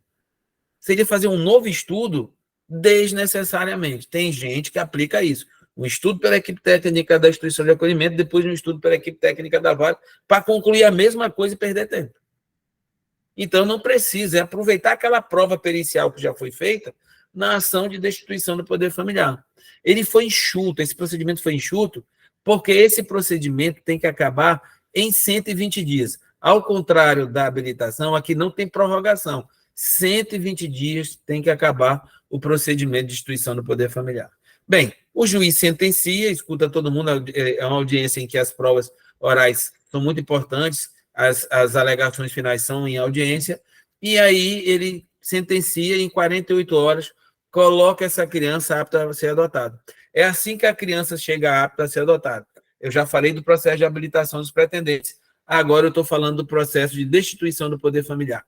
É necessário o Ministério Público para a ação de destituição do poder familiar. Uma pergunta que faz, mas, Cláudio, o Ministério Público sempre é o único legítimo para entrar com ação de destituição do poder familiar? Não. Na maioria dos casos, sim. Mas qualquer pessoa pode ser legítimo, desde que tenha interesse para entrar com ação de destituição do poder familiar. Bem, terminou o procedimento de destituição familiar, 120 dias, vai a criança ser colocada no SNA. Bem, aí nós temos agora o habilitado e nós temos a criança. O próprio SNA vai fazer o cruzamento e aí vem o terceiro procedimento, que é a adoção. Pode passar, Aline, por favor. Bem, aí a gente vem a adoção, certo? Bem, cruzou, né? Bateu um, bateu com o outro. Beleza, vamos lá. Como é esse primeiro contato do pretendente à adoção com a criança? E aqui eu faço uma outra ressalva. A vinculação se deu, tecnicamente, por um cadastro de informática, mas precisa ter uma vinculação afetiva. Então, o casal é chamado para dizer assim, rapaz, você rola empatia, ele pode não desistir, não rolar, não aceitar aquela vinculação em até 3 vezes para o perfil dele. O casal ou o habilitado solteiro, ele pode dizer, não rolou, não rolou. A partir da 4ª, ele vai ter que, vai passar para um novo curso, vai para nova avaliação, tá certo? Mas essa proximidade, ela também não tem um detalhamento em lei. Está a critério da equipe técnica. Se vai ser só um encontro, se vão ser vários encontros, para ver se isso rola. E quando a gente tem uma equipe técnica boa, show de bola. Mas quando a gente tem uma comarca ou um fórum distante que não tem equipe técnica, que às vezes é feito pelo município, aí é muito preocupado. Porque eu já vi história de para pegar um bebê fazer 10 encontros, como eu já vi história que para pegar uma criança de 10 anos, foram um encontro só. Foi lá, pegou, levou a criança. Isso gerou o quê? Devolução. Né? Então, essa vinculação tem que ser levada com muita cautela, com muito jeito, tem que obedecer o tempo da criança para ir se adaptando, né? Para ver, vai rolar, os dois estão afins. E aí, além de estar uma omissão legislativa em relação a essa vinculação, essa criança, raramente, na instituição de acolhimento, é preparada para entrar numa família adotiva. As crianças, em regra, não têm sido preparadas na instituição de acolhimento para entrar na família adotiva. Então, você tem que preparar um, tem que preparar o outro. E a vinculação tem que ser bem feita, para que evite as devoluções. Então, muita cautela, não se afobe, que esse encontro seja acompanhado por um profissional muito técnico, muito capacitado, e que isso tenha o tempo necessário para que essa adoção seja segura. Bem, aconteceu, entrou com o processo de adoção, não precisa de advogado, a própria vara faz o processo de ação de adoção, o juiz dá a guarda provisória, e aí o casal ou solteiro habilitado vai lá tirar a criança da instituição de acolhimento com a guarda provisória e com o termo de desacolhimento. Quando ele tira a criança e leva para casa, começa o estágio de convivência. E aqui mais uma crítica. O estágio de convivência não pode ser só uma visita da equipe técnica para ver se está tudo bem. Tem que ser, como o nome diz, estágio. A gente precisa trabalhar mais essa nomenclatura do estágio de convivência. Quando a pessoa chega para estagiar numa empresa, ela não é acompanhada. Aquele estagiário é acompanhado, é ensinado, é um profissional constante. A mesma coisa tem que acontecer aqui. Não, eu não consigo ver uma adoção necessária, que são dos grandinhos, grupos de irmão, que venha gerar um vínculo se não tiver acompanhamento toda semana com o psicólogo. Tem que ter. Isso é um estágio de convivência. Então, para bebê não precisa, mas para crianças que têm histórico de devolução, para crianças grandinhas, grupos de irmão, é importante que tenha um acompanhamento durante o estágio de convivência pelo menos o psicólogo. E não uma visita em casa e fazer apenas um relatório psicossocial. Essa falta de vinculação é um dos grandes fatores de devolução. Eu digo muito, estou falando muito de devolução, porque eu tenho um livro, o livro 2 é sobre devolução de crianças e adolescentes. Parece que eu estou até fazendo propaganda do meu livro, mas não é não. É porque esses temas que eu vou observando, eu vou escrevendo, já preciso escrever sobre isso. Mas um fator importante é que eles dizem, olha, às vezes a pessoa está no grupo de apoio à adoção, voluntário lá e tal, aí aparece uma adoção, ele se afasta do grupo. É um erro grave. É aí que ele vai precisar do grupo de apoio à adoção. Não, mas agora chegou a criança, chegou o adolescente, eu tenho que ter tempo. Mas o principal tempo de qualidade é ficando no grupo, é tendo o apoio psicológico do grupo. Procure os psicólogos do grupo para poder acompanhar. Se o certo era que o judiciário desse, ou se a pessoa tem condições, que você contrate, ou fazer convênio com as universidades para ter um acompanhamento semanal, né, da vinculação. E aí a gente vai ter um sucesso maior, um sucesso bem maior no final. Oh, poxa, essa adoção realmente aconteceu, deu certo, foi legal, beleza. É um sucesso maior. Bem, então, peguei para a criança, estágio de convivência. Se eu desistir dessa criança no estágio de convivência, eu sou banido do SNA.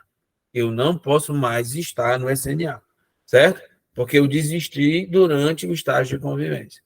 Terminou o estágio de convivência com relatório psicossocial, o juiz vai marcar uma audiência, na audiência ele só vai perguntar se está tudo bem, vai ouvir os pretendentes à adoção, né? E na audiência ele já sentencia.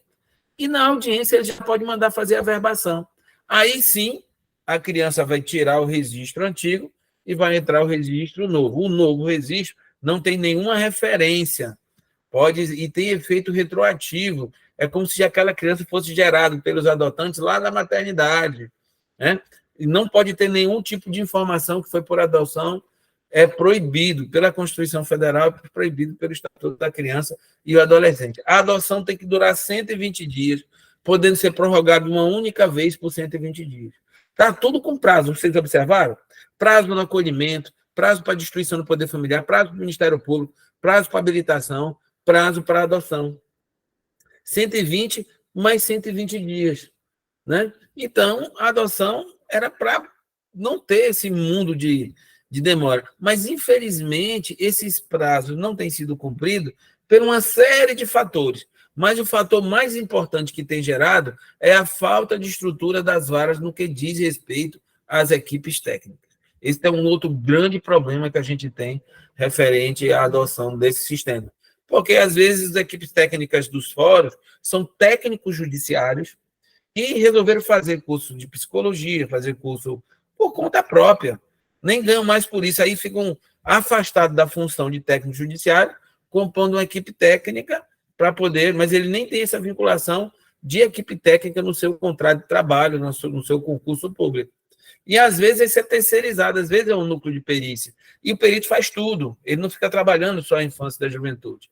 Então, é preciso ter um olhar para isso, muito forte, muito sincero, para que a gente tenha esse tempo de adoção feito de forma correta, cumprido, e que essa criança possa estar em uma família. Bem, pode passar para a próxima. Agora, gente, para a gente já caminhando para o finalzinho, pode passar, né? Eu vou passar para as principais dúvidas que tem com pessoas que chegam para a pré-adoção. Às vezes perguntam, olha, eu posso adotar, eu tenho 16 anos. Não, tem que ter 18 anos para fazer a adoção. Tem que ter 18 anos. Ah, Cláudio, se for um emancipado, pode? Sim, não vejo problema de um emancipado fazer. Essa regra não é absoluta, porque o emancipado, às vezes, tem só 17, tem 16, poderia, mas não vai, eu acho que nesse critério objetivo que vai impedir. O que vai impedir é a questão da maturidade para adoção, que seria o estudo psicossocial durante o processo de habilitação. Isso é muito mais importante. Estado civil independente, se é união estável, se é casado ou se é solteiro, tá? Pode adotar sem problema nenhum. A diferença de idade, 16 anos entre adotante e adotado. Isso é absoluto? Não. Pode ser mitigado desde que a equipe técnica diga, olha, é possível. O estudo psicossocial viu que é possível ter uma idade um pouco diferenciada, somente se já tiver na busca ativa uma criança, tá certo? Avô e irmão, em regra, não pode adotar. E aqui é o artigo que eu estou escrevendo agora é sobre isso, certo? Eu vou até me debruçar um pouquinho mais sobre isso. Avô e irmão está lá no ECA que não podem, esses não poderiam adotar. Então, como a gente tem que entender que, às vezes, avô e irmão pode ser família extensiva, né? Para avô e irmão ser família extensiva, tem que ter o quê? Vínculo de afinidade e afetividade. Cláudio, é avô e irmão e não tem vínculo. Vai ter que habilitar-se lá como todo qualquer mortal. Não tem prioridade em nada. Mas e aí o nosso biologismo tem dificuldade de entender isso. É avô, é irmão, mas nunca viu. Nunca teve contato. Está em pé de igualdade, em afeto, com qualquer pessoa que está habilitada. Nós não podemos ficar só na consanguinidade. Então, eles não têm preferência se não tiver o vínculo de afinidade e afetividade. Se tiver o vínculo, é família extensiva, avó e avô, irmão, né? Vão fazer o quê? Vamos entregar para o guarda, porque não tem como fazer a adoção, porque a lei veta. Entretanto, nós temos 2 jurisprudências do STJ de possibilidade de adoção de avô e neto, né? E avó e neto. São casos sui generis, que não vinham tratados especificamente do Estatuto da Criança e Adolescente, mas de situações satélites. O que eu estou começando a escrever e defendendo é exatamente isso aí, o seguinte: quando o avô e irmão tiver vínculo, eles não podem adotar, porque a criança vê como avô e vê como irmão. Então, eu acho que aí precisa. Mas se avô e irmão não tem vínculo, entendeu? Eu acho que eles podem adotar. Eles poderiam fazer a adoção. Eu não vejo óbice nisso, eles poderiam estar habilitados e, pela coincidência do destino, chegou a pessoa que está lá, avô, não pode, porque avô não, mas eles não têm vínculo. Eles poderiam adotar, porque eles não têm preferência de cadastro como família extensiva. E aí eu não vejo óbice. E as relações familiares hoje, é possível que hoje um irmão tenha 40 anos e queira adotar uma criança que acabou de nascer, que é irmão dele. Porque uma pessoa fez um filho com 20 anos e agora com 60 anos fez outro filho. Então, ele tem um filho de 40 e um filho recém-nascido. Esse irmão não poderia adotar se não houve nenhuma vinculação como irmão.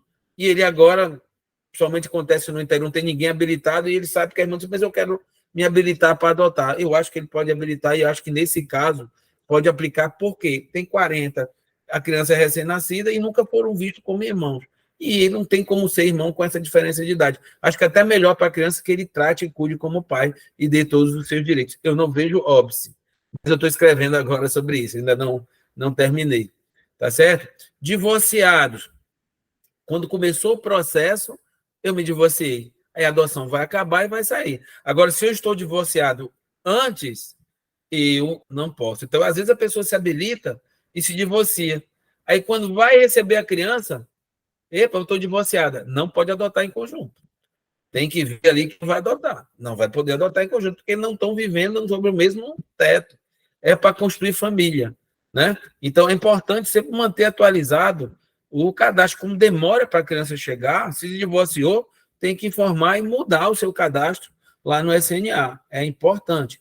Concubino é possível adotar? Sim, concubino é possível adotar da seguinte forma, na família paralela. Às vezes a pessoa é casada, isso acontece muito. Aqui no interior tem uns casos desses incríveis.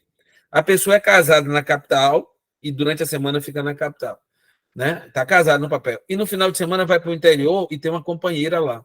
Então, ao mesmo tempo, ele tem um casamento e ele tem uma união estável. Isso seria concubina. Então, ele poderia, com a união estável dele, adotar? Sim, é possível. Inclusive, já aconteceu aqui algumas vezes, certo? Companheiros. Então, se eu estou só em união estável, eu também não estou casado. Estou em união estável, sim, pode adotar sem problema nenhum. Casal homoafetivo ou uma pessoa homoafetiva pode adotar. Eu sempre deixo isso aqui só para instigar e quebrar os preconceitos. Olha, não existe mais isso. Homoafetivo, a condição sexual e o gênero não modificam, não é empecilho nenhum para a adoção. Pode passar, Aline. Eu quero terminar às 9 horas, exatamente. Veja que eu vou conseguir. Quem pode ser adotado? Crianças, adolescentes e adulto. Adulto não é pelo ECA, é pelo Código Civil, é na vara de família. E não é assim, eu vi uma pessoa adulta que quero adotar, não. Era para ter tido uma história quando era criança e adolescente, que não se materializou, que não se formalizou. E agora, na fase adulta, eu quero formalizar. Então, é assim que é a adoção de maior. Diferença de idade, eu já falei 16 anos. Mães menores, a necessidade do consentimento dos responsáveis. Sim, entendeu? E isso, inclusive, existe na entrega legal, né? Há um questionamento da mãe, mas a mãe é menor, e aí tem que estar... Depende, vai depender muito do caso concreto, se a gente vai segurar o sigilo da informação da mãe, ou se é melhor chamar os pais para ratificar aquela entrega, certo? Mas é preciso do consentimento, nesse caso que a mãe entrega a criança ao judiciário. Mudança de nome após adoção, não só o prenome, como os sobrenomes. Agora, quando a criança é grandinha, tem que respeitar a vontade dela, né? Não pode dizer, olha, ele gosta, está acostumado com o nome dela, a gente vamos respeitar o prenome, né? Agora, pode mudar o prenome e o sobrenome. Onde ficam as crianças disponíveis para adoção? Na instituição de acolhimento e no programa de acolhimento familiar. Crianças com pais desaparecidos. Se foi dada a morte presumida, segundo o Código Civil, destitui o poder familiar. Podem ser adotadas, tá? Idade preferida dos brasileiros para adoção, hoje, 7, 8 anos a gente já tem habilitados para adotar. Ali, 6, 7, 8 anos, quando eu comecei lá atrás, não chegava nem a 2 anos. Qualquer criança pode ser destinada para adoção internacional, qualquer. Só que só vai para adoção internacional se não tiver pretendente à adoção nacional. Então, geralmente, está indo para os adotantes internacionais crianças de 9, 10 anos, grupo de irmãos, porque não tem ninguém no perfil dos pretendentes à adoção nacional. Pode passar, né? Algumas dúvidas, né? Legalização de adoção irregular. A pessoa fez a besteira de fazer aquele crime, pegar a criança e colocar no próprio nome. E, às vezes, não está conseguindo conviver com isso. E eu sempre digo, regularize. Vai responder por crime, mas se você tiver uma boa instrução processual na adoção, talvez você tenha um perdão judicial ou vá para uma pena alternativa. Mas é importante regularizar, porque é a história do seu filho, né? Eu sempre recomendo regularizar. E não se tiram, se já tiver vinculado com essa criança, né? E não se tira agora que vai responder por crime, porque deu o nome, um tipo penal, ou, se eu não me engano, o artigo 142 do Código Penal, e vai responder. Custo da adoção não tem custo, né? É isento de custos judiciais. O processo é de segredo de justiça. Licença maternidade pela adoção, sim, né? Não tem mais briga nenhuma, já está decidido isso pelo Supremo Tribunal Federal, 120 dias ou 180 dias, dependendo se o vínculo empregatício da empresa participa do programa, né, do governo federal. Vai ser 180 ou 120 dias. Mas não tem óbice. Inclusive, casais homoafetivos masculinos, um deles licença maternidade, outro licença paternidade, certo? Não, e se for femininos, um licença maternidade e a outra licença paternidade. Adoção monoparental masculina, licença maternidade 120, 180 dias, tá certo? Uma mãe querendo dar o filho, gente, entrega legal, judiciário, é o caminho correto e certo. Um casal querendo adotar a criança, não tenho nada, vai para o grupo de apoio à adoção, vamos orientar, vai fazer o pré-cadastro, participe do curso de pré-adoção, participe do curso de pós-adoção, vai acabar resolvendo o seu problema. E exatamente 21 horas, pode passar ali, eu acho que terminei. Gente, era isso, desculpe a correria, eu enxuguei muito, esse é um curso um pouquinho mais longo, né? Eu enxuguei muito, fui correndo para poder falar tudo, para que a gente possa encerrar com 1h30, que era a proposta que Leandro tinha me falado. Bem, eu vou deixar agora para que leiam as perguntas, para a gente responder. Certo, Cláudio, muito obrigado, né, mais uma vez, pela exposição. Pessoal, como vocês puderam perceber, o Cláudio ele tem um vasto conhecimento, né, acumulado ao longo desses anos que ele se dedica a essa causa, não só da adoção propriamente dita, mas de todo o sistema, né, que contorna aí o tema específico da adoção. Então, tudo que orbita o tema da adoção, que impacta diretamente no pedido de adoção, né? Então, ele deu essa noção geral, ampla, essa visão contextualizada do que envolve a adoção, certo? Então, Cláudio, muito obrigado mais uma vez, né? Com certeza teremos outras oportunidades para abordar mais um ponto ou outro, né? Temos aqui algumas dúvidas. Pessoal, talvez não dê tempo, aí depende de vocês, se querem aguardar mais uns minutinhos para essas respostas, né? depende de vocês. Tem os livros também, que o Cláudio disponibilizou, né? Então, quem tiver interesse aí, aguarda um pouquinho. Cláudio, vamos lá. Aqui a pergunta, a primeira, seria com relação a... Vamos ver, estou voltando aqui um pouquinho. Vou na que eu encontrei aqui, depois a gente vai nas demais, tá?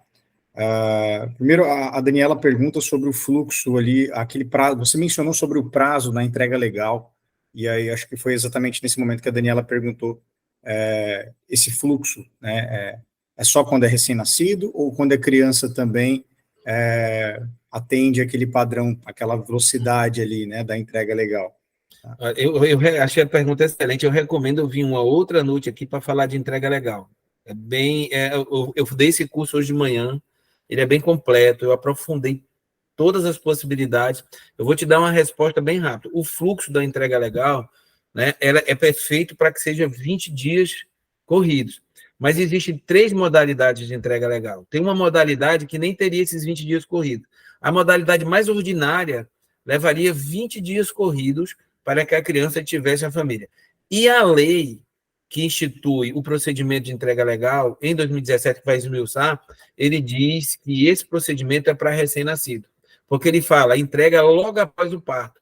E aí entende-se que até de 0 a 28 dias, né, que seria a idade do recém-nascido. Mas pode aplicar para criança e até para adolescente? Sim, desde que se obedeça o princípio do melhor interesse da criança. Porque quando eu falo criança, eu falo do universo de 0 a 12 anos.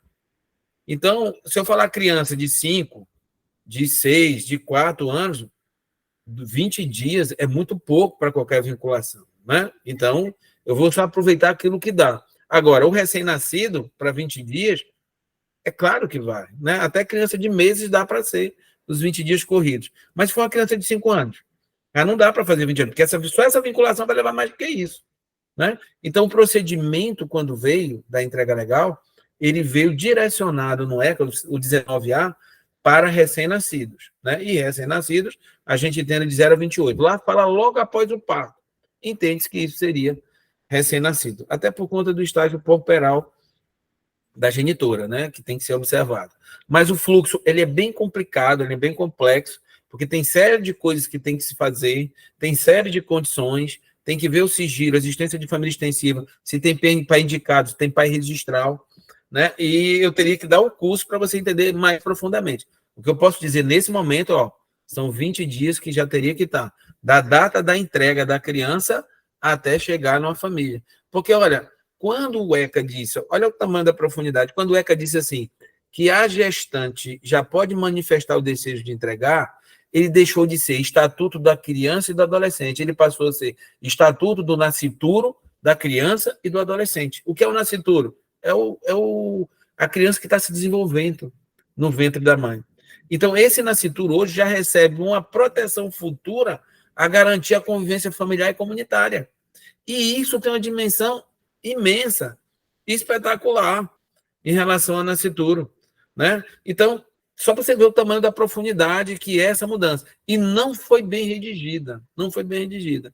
Mas o procedimento nasceu com vida, ela manifesta para entregar.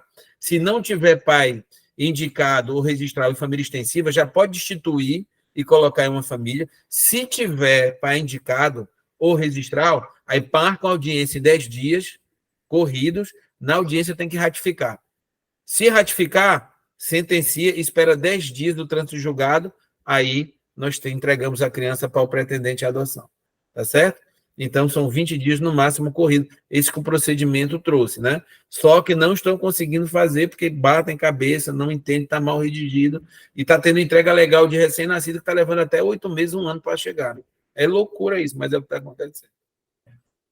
Certo. Cláudio, então, obrigado mais uma vez. Tem mais uma pergunta, pessoal, que aí a gente encerra também e depois as perguntas a gente pode mandar para o Cláudio, para o grupo, né? Eu tenho certeza eu respondo tudo, se quiser, eu tenho disponibilidade. Tá certo, então vamos lá. Se quiser, eu estou para responder tudo, mas... Certo. Tá bom, então ótimo. Então vamos continuar aqui. Tem uma pergunta do Ricardo, Cláudio, que fala assim, a destituição do poder familiar, da família biológica, pode ser revogada? Olha, a destituição do poder familiar é uma sentença judicial. Toda sentença judicial, ela tem um tempo. Quando não cabe mais recurso, ela transita em julgado. Então, ela não pode ser modificada. Entretanto, o Código de Processo Civil trouxe a figura da ação rescisória. Até 2 anos depois do trânsito de julgado da sentença, você pode entrar com uma ação rescisória para modificar aquela sentença. Mas o rol é taxativo, que é o rol só aquelas hipóteses. Hipóteses de erros graves, tipo, não foi citado, não houve contraditório, e tem outras hipóteses. Então, em regra, não pode ser revogado, porque vai transitar em julgado, e raramente uma ação rescisória logra êxito. Então, nós temos uma garantia que ela não pode ser revista. A dificuldade é que estão entregando crianças que a ECA permite e que recebe essa criança quando a sentença que determinou a destituição do poder familiar não transitou em julgado. E isso tem gerado conflito de instância. Mas é seguro a destituição do poder familiar, sentenciou, transitou em julgado, fez coisa julgada material, não pode ser revogada, a não ser que tenha uma falha muito grave durante o processo, que aí pode ser revista em até 2 anos. E depois desses 2 anos não pode mais ser revista. Legal. Cláudio, uma pergunta interessante que apareceu no grupo essa semana, e no grupo aqui, no grupão de WhatsApp, na verdade, e que até o presidente do GEAFA, né, pediu para que fizesse essa pergunta. Ele não pôde estar presente hoje, né? Então, vamos lá. Com relação à presença do advogado, até na habilitação, você mencionou, na adoção também brevemente, e eu fiz até, só para fins de contexto, né, o que eu disse aqui, o que eu respondi para o pessoal do grupo foi que a habilitação não é necessária, né, a presença do advogado, muito embora em alguns casos é aconselhável, né, que o advogado acompanhe, como nesses casos onde não há... enfim, tem uma lista aí, não vamos entrar nesse detalhe agora, a lista é grande, mas é aconselhável, muito embora não é necessário, né, a presença do advogado.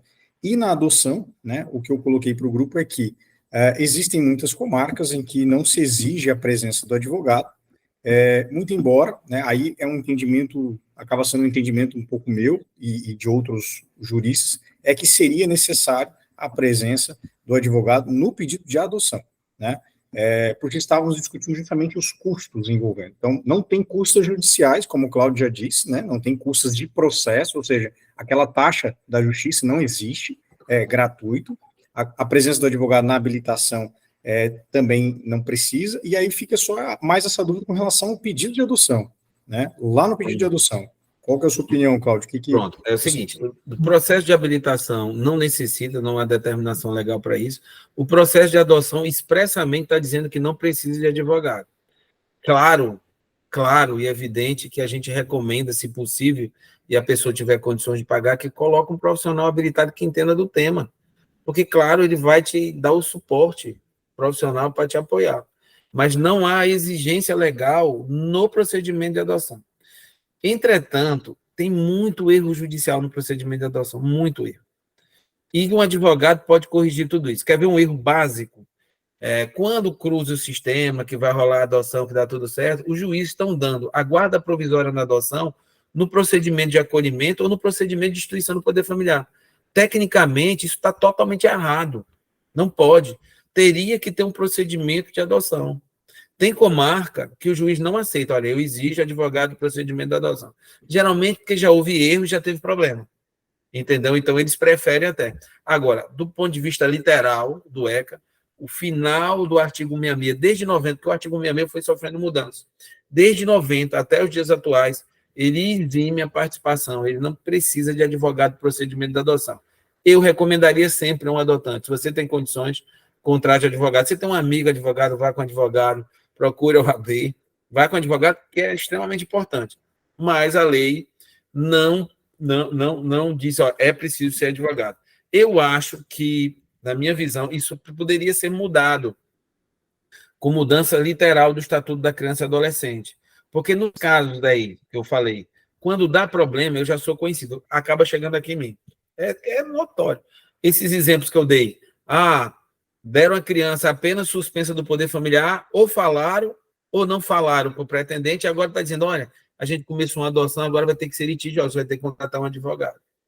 Mas, olha, eu me habilitei, me disseram que não precisava de advogado, foi o seu erro.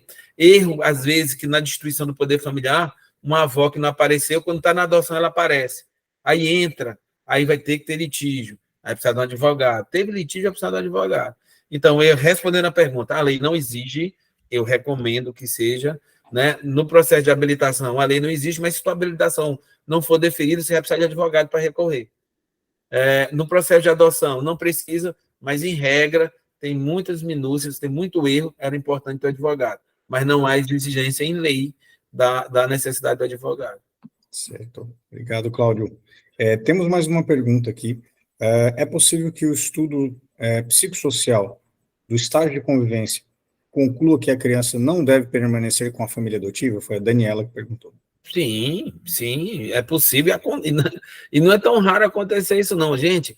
Olha, vou dizer uma coisa para vocês, quando é criança grande, ela não é preparada para entrar, o que eu vou dizer para você é certo, ela não é preparada para entrar na família adotiva, ela está vinculada à instituição de acolhimento de tal forma que ela não consegue se encaixar numa família. Ela está vinculada, às vezes ela está vinculada a um cuidador, a uma mãe social da instituição de acolhimento. E ela, aí não dá, ela não consegue, ela mesma diz, porque ela vai ser ouvida pela equipe técnica, vai dizer assim, não tem condições, não tem condições. Claro, quando for criança pequenininha, já que houve o processo de habilitação, a gente não vê isso. Mas nós temos casos de repercussão nacional. Se eu não me engano, uma procuradora do estado do Rio de Janeiro, que estava fazendo maus-tratos, estava habilitada, recebeu a criança e começou a fazer maus-tratos, e aí aquela adoção não acabou, foi retirada, ela saiu do cadastro de pretendentes de adoção. Assim, é possível que a conclusão diga, olha, infelizmente não está. Conclusão vai levar em consideração aquilo que eu falei no começo, o princípio do melhor interesse da criança e adolescente. Isso tem que ver. Se está dando certo, beleza. Agora, se vai colocar numa família, que a família vai tirar a criança de uma situação de segurança, vai colocar a criança em risco, é melhor ela voltar para a instituição de acolhimento. Então, extremamente possível, e não raro acontece isso, principalmente nas adoções dos grandinhos. Legal. Cláudio, deixa eu só acrescentar uma informação que a gente trouxe isso na última reunião, que o dar certo, né, esse olhar para a criança não é simplesmente a questão quando o adulto diz, mas está comendo, está indo para a escola, né? Não se baseia somente nisso, assim, e sim na questão de vínculo, né, que o Dr. Cláudio comentou no início da reunião de hoje, assim, essa criança está vinculada, né, essa criança demonstra, né, esse vínculo com esses cuidadores, né, porque simplesmente estar comendo, estar indo bem na escola não é o suficiente para habilitar, né, e para habilitar, não, para dar a sentença, né, nesse caso, né, não é tão raso assim, né, então essa questão precisa ser aprofundada e realmente olhando para o olhar da criança e do adolescente. Perfeito. Pode ir para outra, Leandro. Beleza, obrigado, Cláudio e Marilyn. Bom, mais uma pergunta da Daniela. Os padrinhos têm prioridade caso queiram se habilitar para adotar a criança e adolescente apadrinhado? Excelente pergunta. É maravilhosa, a pergunta é excelente, né? E é muito preocupante, porque, veja bem, o padrinho afetivo, que nós temos o padrinho profissional e o padrinho econômico, só que ajuda, e o profissional é aquele que vai passar seu conhecimento lá no abrigo para as crianças. Mas o padrinho afetivo, né, ele não pode estar habilitado para adotar. E as crianças que participam do apadrinhamento estão fora do perfil dos habilitados. Não coloca a criança em apadrinhamento se está em perfil do habilitado. Não se coloca, porque isso vira cheque, às vezes, né? Então, o ECA deixa claro isso. Ele dá liberdade para que cada um faça o seu programa, ainda faz o norte, olha, procure as adoções necessárias, as crianças são difíceis. Então, não se coloca a criança, não tem programa de padrinhos que coloca a criança que está disponível para adoção, só está no padrinho quem está disponível para adoção, e que essas crianças estejam com gente no perfil, porque tem que ir para a família se está no perfil. Então, é normal que o padrinho está lá, continua, rolou um clima, não tem ninguém habilitado, mas ele vai se habilitar, ele se afasta do programa Padrinhos, se habilita, então não há que se falar em prioridade, porque não tem ninguém para essa criança. E aí vai passar por todo o trâmite da habilitação para virar adoção. Eu já fiz 2 adoções de padrinhos aqui em Natal. O programa Padrinhos nosso é recente. E foram fantásticas. Crianças que jamais seriam, adolescentes que jamais seriam adotadas. adolescente especial, inclusive, né? E saiu a adoção, porque depois você começa a conviver, você se apaixona de um jeito, né? Que você diz, não tem mais como deixar. Então, o programa Padrinhos ele não existe para que haja adoção. Mas se vier a adoção, ótimo, né? E aí ele pode se habilitar, e aí não há que ter preferência, porque já não tem ninguém no perfil. Ele vai se habilitar para ter o perfil e aí vai adotar, porque seria a ordem natural da lei e do SNA. Perfeito. Claro, tem mais uma aqui, eu acho que é a última. Algumas que foram feitas já foram respondidas ao longo da sua exposição. Essa pergunta ela é bem comum, né? Geralmente a pessoa que está iniciando aqui, mas eu acho que é importante ser respondida novamente pela dimensão que ela ganha, né? Crianças de 0 a 2 anos, quanto tempo leva para adoção em média? Pronto, é uma pergunta que eu escuto muito. Eu não posso falar da realidade de São José, do estado de Santa Catarina e da Grande Florianópolis. Eu posso falar da minha realidade aqui, certo? Aqui nós temos muita adoção direta ainda no Nordeste, muita, é fato. É um tema que a gente precisa olhar de frente para ver como é que a gente resolve. E a gente coloca isso por debaixo do tapete como se não existisse, mas existe. Então, aqui, de 0 a 2 anos, talvez seja atípico em relação aí, por conta dessa questão das adoções diretas. Aqui leva em torno de 7 a 8 anos, de 0 a 2 anos, para poder ser chamada. É a média que está levando, certo? Bem, quando essa criança de 0 a 2 anos, ela é portadora de HIV, ou se ela tem suspeita, porque às vezes a criança chega novinha, filhos de pessoas que até positivaram, ela é tratada como se fosse positiva. Vai um exame logo, depois com 6 meses, depois com 2 anos. E geralmente negativo, porque começa a tomar o coquetel e negativo. Mas ela é tratada, essa criança é tratada como se HIV tivesse, certo? Então, quando a pessoa coloca de 0 a 2 anos e está aberta para HIV, aí esse tempo é muito mais rápido. Às vezes leva 6 meses, leva 1 ano, e ela aparece muito. E se você colocar de 0 a 2 anos, crianças especiais, eu fiz adoção de uma criança com hidrocefalia, aqui em Natal, um casal de Pernambuco, casal afetivo feminino de Pernambuco. E essa história é linda. Como a criança, mesmo ainda sendo especial, melhorou depois da adoção. Uma hidrocefalia grave, né? Então, o cadastro, que eu chamo cadastro fechado, 0 a 2 anos e saudável, vai levar mais tempo. Cadastro aberto, grandes, grupos de irmãos, adolescentes, vai levar menos tempo. Mas a sua decisão não deve ser por conta do tempo que vai levar.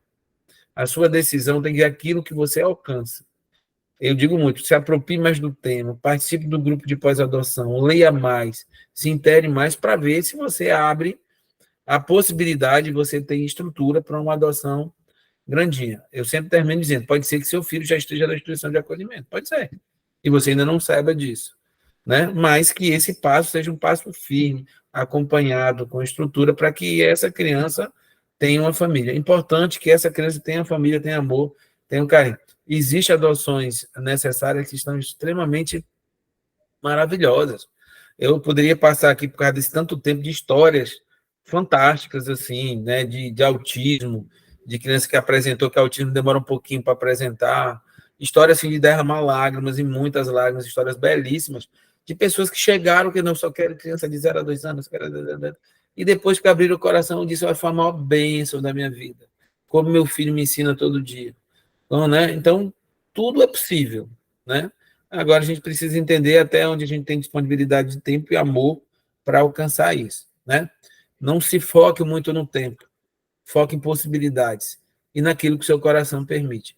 Eu acho que isso aí é o ponto mais importante para quem chega para trabalhar pré-adoção ou cadastro, tá certo? Tem mais alguma pergunta? Pode fazer aqui, viu? Levantar a mão e fazer em aberto.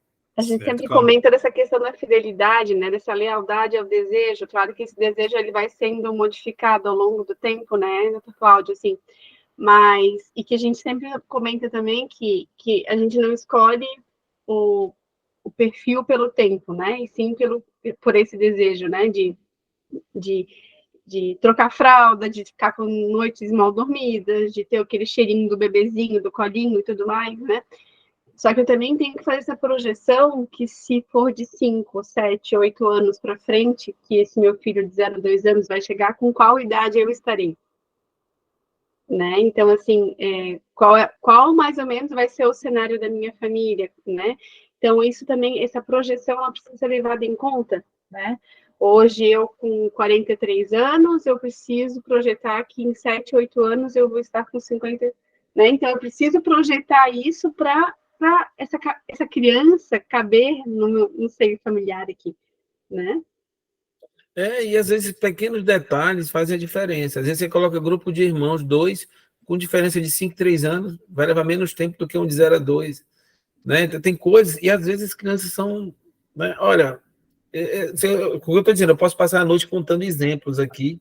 A gente tem muitos exemplos, mas foque mais nisso, foque naquilo que seu coração está dizendo. Eu acho que a gente se ouvir é muito importante.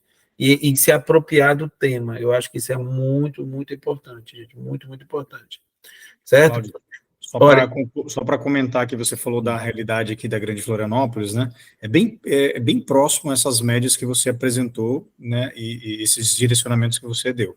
Bem próximo, tá? O tempo de espera aí de 0 a 2, uma criança, né? 100% saudável seria isso aí, 7, 8 anos. Algumas cidades do interior pode levar aí um pouco mais, um pouquinho menos, enfim. E se tem aí já um perfil mais amplo para outros desafios, que demandam outras preparações dos pretendentes, né? Estar apto a abrir a adoção para uma criança com uma necessidade diferenciada, né? Enfim, aí pode ser mais apto também. Então, está no mesmo sentido, só para... Olha, eu acho que eu sempre recomendo para o grupo de pré-adoção a gente fazer uma palestra sobre devoluções. Eu acho importantíssimo isso. Acho importantíssimo também a entrega legal, porque você está habilitado, agora recentemente veio uma entrega legal para você. Então, acho que esses dois temas eu sempre recomendo para quem está habilitado ou quem está se habilitando para entender, né? Eu estou falando porque eu dou essas duas, eu falo desses dois temas também, e se vocês que puderem dar a honra de falar novamente, marquem para mais na frente, para não, né? E me digam aí que eu venho falar só da entrega legal e venho falar da devolução em outro momento, que são temas que a gente tem que falar muito, né? Esses livros meus, eles surgem da necessidade de eu escrever um livro, eu queria fazer a coleção Polêmicas da Adoção. E eu peguei 4 temas, né? 3 já publiquei, o 4º está na gráfica, deve sair em setembro. Né? Foi a adoção de crianças ainda não destituídas, a devolução, a entrega legal e a adoção direta, o porquê da polêmica. São os temas mais polêmicos. Eu botei a coleção Polêmicas da Adoção. Vamos aproveitar então para fazer sorteio. O sorteio do livro, Cláudio. Aí eu estou falando de outras coisas, mas, gente, eu só quero dizer para vocês, foi uma honra para mim. Adorei estar aqui, adorei mesmo de coração. Né? É um estado que eu não tenho muita proximidade, que é Santa Catarina. Foi ótimo estar aqui com vocês. Estou disponível para o que vocês precisarem, não só para cursos, palestras, mas se você precisar de orientação, eu estou na direção jurídica da ANGAAD, a gente está com um projeto bacana, né? Já tivemos uma reunião, o Leandro é o nosso assessor jurídico, tá certo? Ele é uma pessoa formidável, uma pessoa bacana, competentíssima, né? Tanto que eu disse, Leandro, vai trabalhar comigo. Liguei para ele para fazer o convite. Venha trabalhar comigo, né? É uma pessoa de referência, né? Uma pessoa que eu admiro muito. Então, conte comigo. Pode através de Leandro, que ele já está na assessoria jurídica, ou direto, ele pode passar meu telefone para vocês, para o que vocês precisarem, tá? Amei, adorei, tá certo? Estou disponível para a próxima. E estou encantado. As 20 pessoas que começaram, estão agora no domingo à noite falando de adoção. Eu nunca falei de adoção domingo à noite, eu estou muito feliz. Domingo é um dia chato, eu adorei, o domingo foi ótimo. E a gente descobriu aqui, antes de começar a reunião com todo mundo, que ele não conhece Florianópolis. Então, aí acho que fica aí um convite para conhecer a cidade, se encantar como todo mundo. Nem precisa gastar com passagem, é por minha conta, eu já estou dizendo. Me convide que eu vou aí fazer uma palestra, vou de coração. E falar, pode fazer um encontro, porque eu acho, gente, que Florianópolis, agora falando da ANGAAD, Florianópolis precisa reviver muito o grupo de apoio à adoção, sabe? Eu acho que vocês poderiam fazer um evento estadual aí e fazer isso acontecer, falar, motivar pessoas, porque onde tem grupo de apoio à adoção faz uma diferença grande na realidade das crianças e dos adolescentes. A diferença grande, né? E vocês têm um potencial formidável, né? Por tudo, pelo envolvimento. No Acalanto, nós não temos 3 psicólogas. Eu sou de consumo. No Acalanto tem 3 psicólogas. A gente tem 2, e olha lá. Quando dá. Então, vocês têm um material humano, tem Leandro, tem um jurídico formidável, né? Então, vocês têm um material humano que vocês podem fazer a diferença grande. O Acalanto, hoje, ele está com quase 80 voluntários, ou talvez um pouquinho mais, porque a gente reformulou o grupo, disse, olha, a gente precisa achar esses voluntários. Nós achamos, e desde 2014 que não parou de crescer, né? E tem feito uma diferença. A gente tem várias atividades. Eu nem conheço todos, hoje eu não conheço todos os voluntários. Na época eu conhecia todos, mas não conheço, tanto que vai crescendo. E eu vejo um potencial enorme aí em Florianópolis. E quem ganha com isso são as crianças e adolescentes que estão na instituição de acolhimento, não tenho dúvida disso. A gente trabalha para isso, né? Esse é nosso ideal. Toda vez que uma criança chega na família e dá certo, a gente ganha o dia, ganha a vida, né? É a nossa razão de existir. Tá bom, gente? Foi um prazer. Vamos sortear o livro, né, então? Vamos sortear. Cláudio, a sugestão é a gente cantar aí uma data de aniversário. Quem tiver mais próximo dessa data, ou tiver o aniversário na data, leva, né? Canta uma então, Cláudio, você que está sorteando. Só não pode ser a minha, porque não vai encontrar ninguém, não. Acho que eu sou o mais velho daqui. Não, só a data. Só a data, assim, do mês, o dia e mês. Dia e mês, tá certo, para ninguém entregar a idade, né? 16 de março, 16 de março. Alguém, 16 de março? Sério, Ana Lu? Olha lá, já levantou a mão. Ana Lu, tu é 16 mesmo? É próximo. Não, eu não sou 16, mas eu sou 15. Vale. Tem alguém mais próximo do que 15? Se não tiver, então a Ana não Lu tem levou como. É 16 que eu 15 de maio, daí como é que fica? Como? 16 de maio tá longe. Não, aí tá longe. Não, 15 de março, é março? 15 de março? É, coladinho. 15 de março. Quase a mesma data. Então levou o primeiro aí, a Ana Lu fechou o primeiro. Ana Lu precisa do teu nome para fazer a dedicatória, viu? Para não botar só Ana Lu. Eu vi que é Ana Lu Zanetti. Manda as informações para Leandro, o endereço, tudo direitinho que eu envio para você. Tá bom, muito obrigada, viu? Mais uma data aí, Cláudio. Vamos botar aí 1º de novembro. Alguém de 1º de novembro, ou bem pertinho de 1º de novembro. Opa! Samoa. Sama é daqui, de Natal. Sama não conta, não. Esqueci que é do aniversário dela. Tá aí, Samoa. Então, foi censurado. Vamos passar outra data. Vamos botar aí para 7 de agosto. A Juliana. Alguém? A Juliana. Qual data, Juliana? Daniela, eu. Daniela também. Abre o microfone, então. Juliana é 9 de agosto. Então, a Juliana, se quiser abrir o microfone.